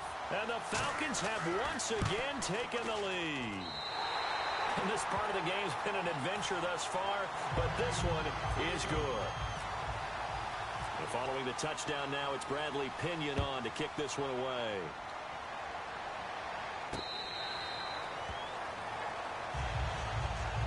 The Steelers offense now, they head back onto the field. And from this spot in the field with the clock where it's at, you think we're just going to see a knee and that's it? And I think in this situation, that's the proper play. But we do know there's some risk takers out there that may want to take one more shot before the clock runs out. One receiver to the left is Evans. They go play action here on 1st down. He's going to loft one deep over the middle. And nearly picked off. Surprising to see a defender of his caliber let it get away, but it does get away and it's 2nd down. Well, partner, I guess that answers the question about whether they're going to sit on it or not. It does. Now we'll see if they try that again. Yeah, I think what we find on plays like that, when you take that shot, if you're unsuccessful, then you go way more conservative to finish the half, you know? I think that's the way they'll go. And that is incomplete. So we've reached halftime in a wild first half. We'll take a minute to catch our breath as we send you cross-country to our EA Sports Studios in Orlando with our halftime report. Here's Larry Ridley. Both teams appear ready for the fight ahead, and we resume action here in quarter number 3. This is fielded a couple yards deep. They'll bring it back to just about the 25, call it the 24-yard line. The Steeler offense now with a football first here to begin the 3rd quarter. They're close game, but they're going to need to do a little bit better probably here in half 2, no? I would agree with that totally. I would guess it in the locker room. They talked about cleaning up some of the errors, but overall, I think they wanted to be positive with them. Guys, we're right there. Just not playing as well as we need to. Let's pick it up. And we still have a chance to win this game. Yeah, they do. We'll see if they can pick it up. I think that's a big-time play there because the slant route is really hard to cover because the timing is so quick. But able to see it, diagnose it, and get to the football, that's why he was able to bat it away.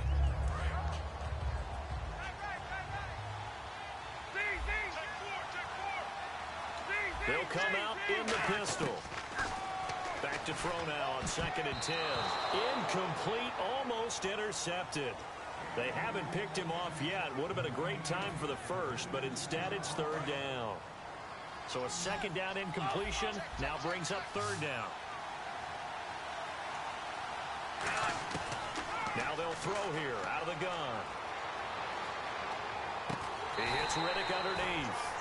They'll get 10 there, but it leaves them just short for 4th down. But it looks like they got what they wanted. They got the completion, but they weren't able to break any tackles or gain nearly enough yardage to pick up the 1st down.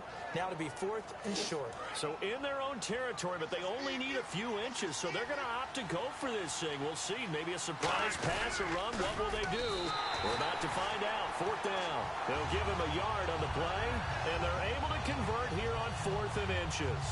For those vertically challenged quarterbacks, here's a time where they will tell you it's an advantage to be a little bit on the smaller side. Able to duck in behind their offensive line and stick the ball across the imaginary yellow line for a 1st down. They'll run it now. And able to get this one across the 45 before he's brought down. Give him 12 yards on that one. It earns him a fresh set of downs. And quickly, they get to the line. They go back to Riddick. And nothing doing. He's immediately taken down at the line of scrimmage. No gain on the play there. Second down. They were in the 4-3. Mike linebacker made a great tackle. And when that happens, generally it means that the guys up front, the forward down defensive linemen, have absorbed all the blockers and allowed him to run free to the football. He ends up with a textbook tackle. Now play number 7 of the drive as they're looking at a 3rd and 10.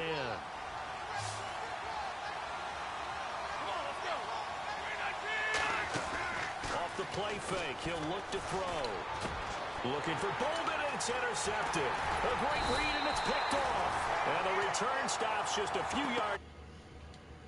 Spot the ball at the 47-yard line. So we get set to start this third quarter. Here's the Falcons offense now. And they were able to punch it in the end zone last time. They'll be looking to do that again here for the defense. Obviously, they'll be looking to stop them from punching it back in the end zone. It always is punch-counter-punch, isn't it? And which team has the advantage? Well, let's just go back. Last time on offense, they rolled.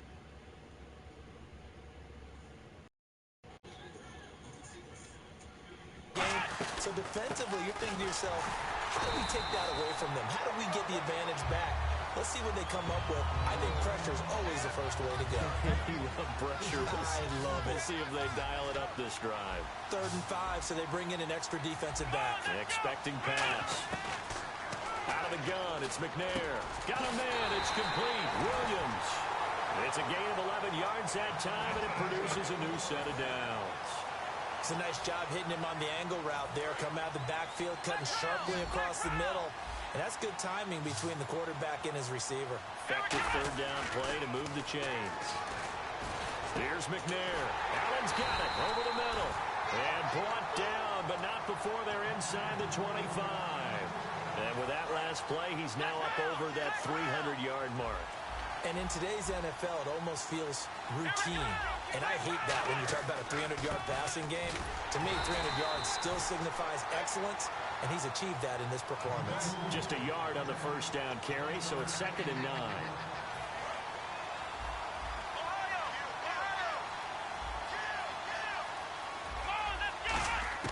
From the gun, here's McNair. And he's going to drop this off to Williams, complete. And he'll take it down here just shy of the 15 at the 16-yard line. Back now in Seattle, Washington. It's the Falcons. They've got the football. They've got the lead as we get set to start the 4th. And here comes play number 6 on this drive.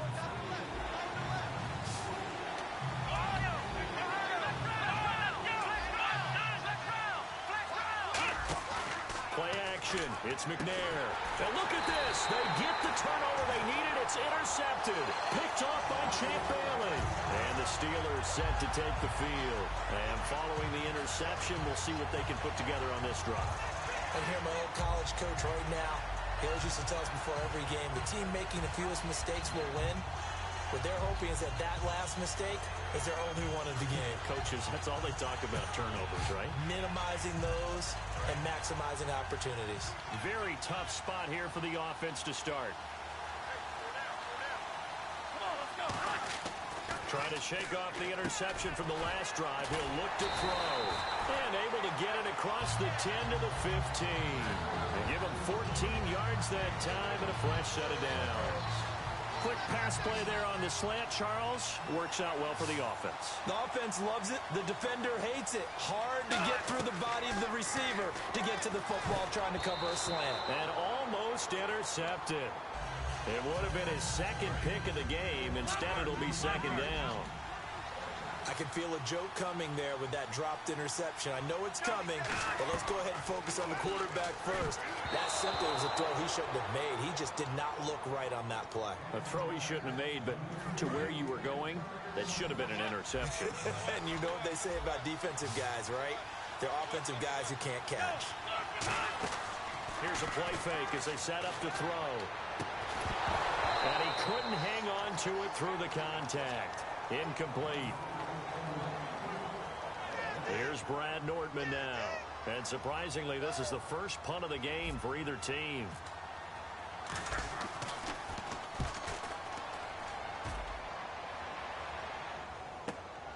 taken right on the 30. Whoosh.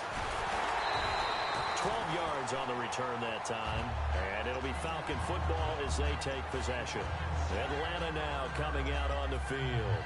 Looked like they had something going last drive. Then the interception happened. Will they recover? The memory they need to keep with them is that they did have something going. They were moving the ball on offense, had a nice sequence going. Don't worry about the other part. You can't get that back. Let's go back to what you were doing well before. I thought you were going to say they need to have no memory, but remember the good part, forget the bad. I like that even better.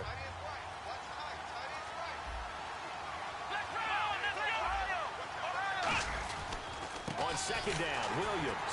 And they went the wrong way there. Losing yardage back at the 43-yard line. It's a loss of 2, now third down. The defense won that play so fast that I think if the running back even had time to notice if anyone was there, it was just a blink of an eye, and it was a loss on the play. Now McNair, flush to his right. Got a man, it's right. And he's going to have a first down as he's brought down at the 44-yard line. Time for a break. We'll come back, see what transpires after this.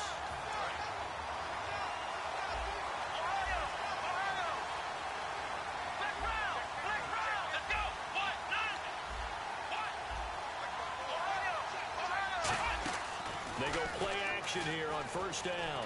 Finding time. And his throw's going to be incomplete. Kendall Wright, the intended target. That'll bring up second down. When you see passes knocked down by those guys I call the frustrated fullbacks, the linebackers, you know that in their zone coverage, they were able to drop, see the ball thrown, and react to it very quickly. They'll run it with Williams. Only a yard on the pickup there, so it leaves them needing a conversion here on third and a tough 9. The first down line at the 34 here on third down. McNair off the play fake. Man open left side. It's Williams. And he picks up the first before he's taken down at the 29. I don't care how many times we say it, I still get a kick out of watching quarterbacks and receivers do the pass tree in pregame warm-up. But I always remember that when we go to practices, we see that after practices as well. They really tune it up, don't they? They tune it up. They know why they do it for these situations. First down. And they build that trust, and that's why they're able to find him in this type of a situation.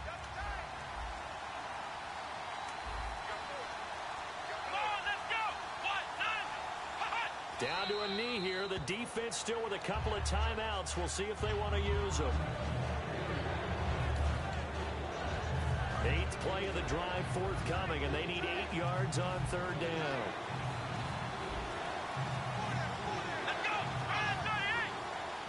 Down to a knee here. The defense still with a couple of timeouts. We'll see if they want to use them.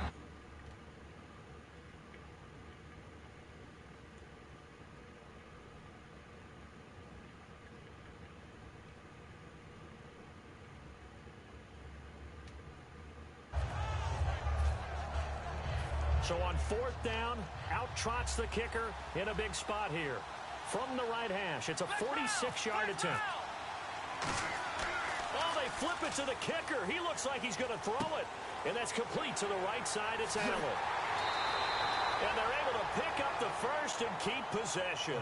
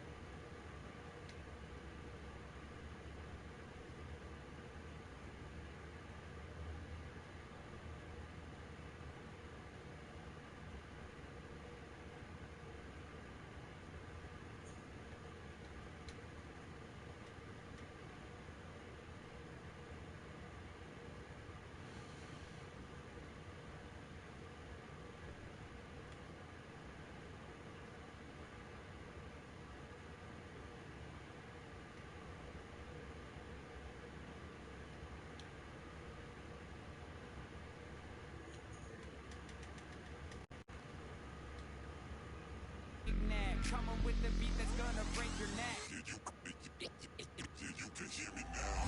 Can you hear me now? Can you hear me now? If you like it loud.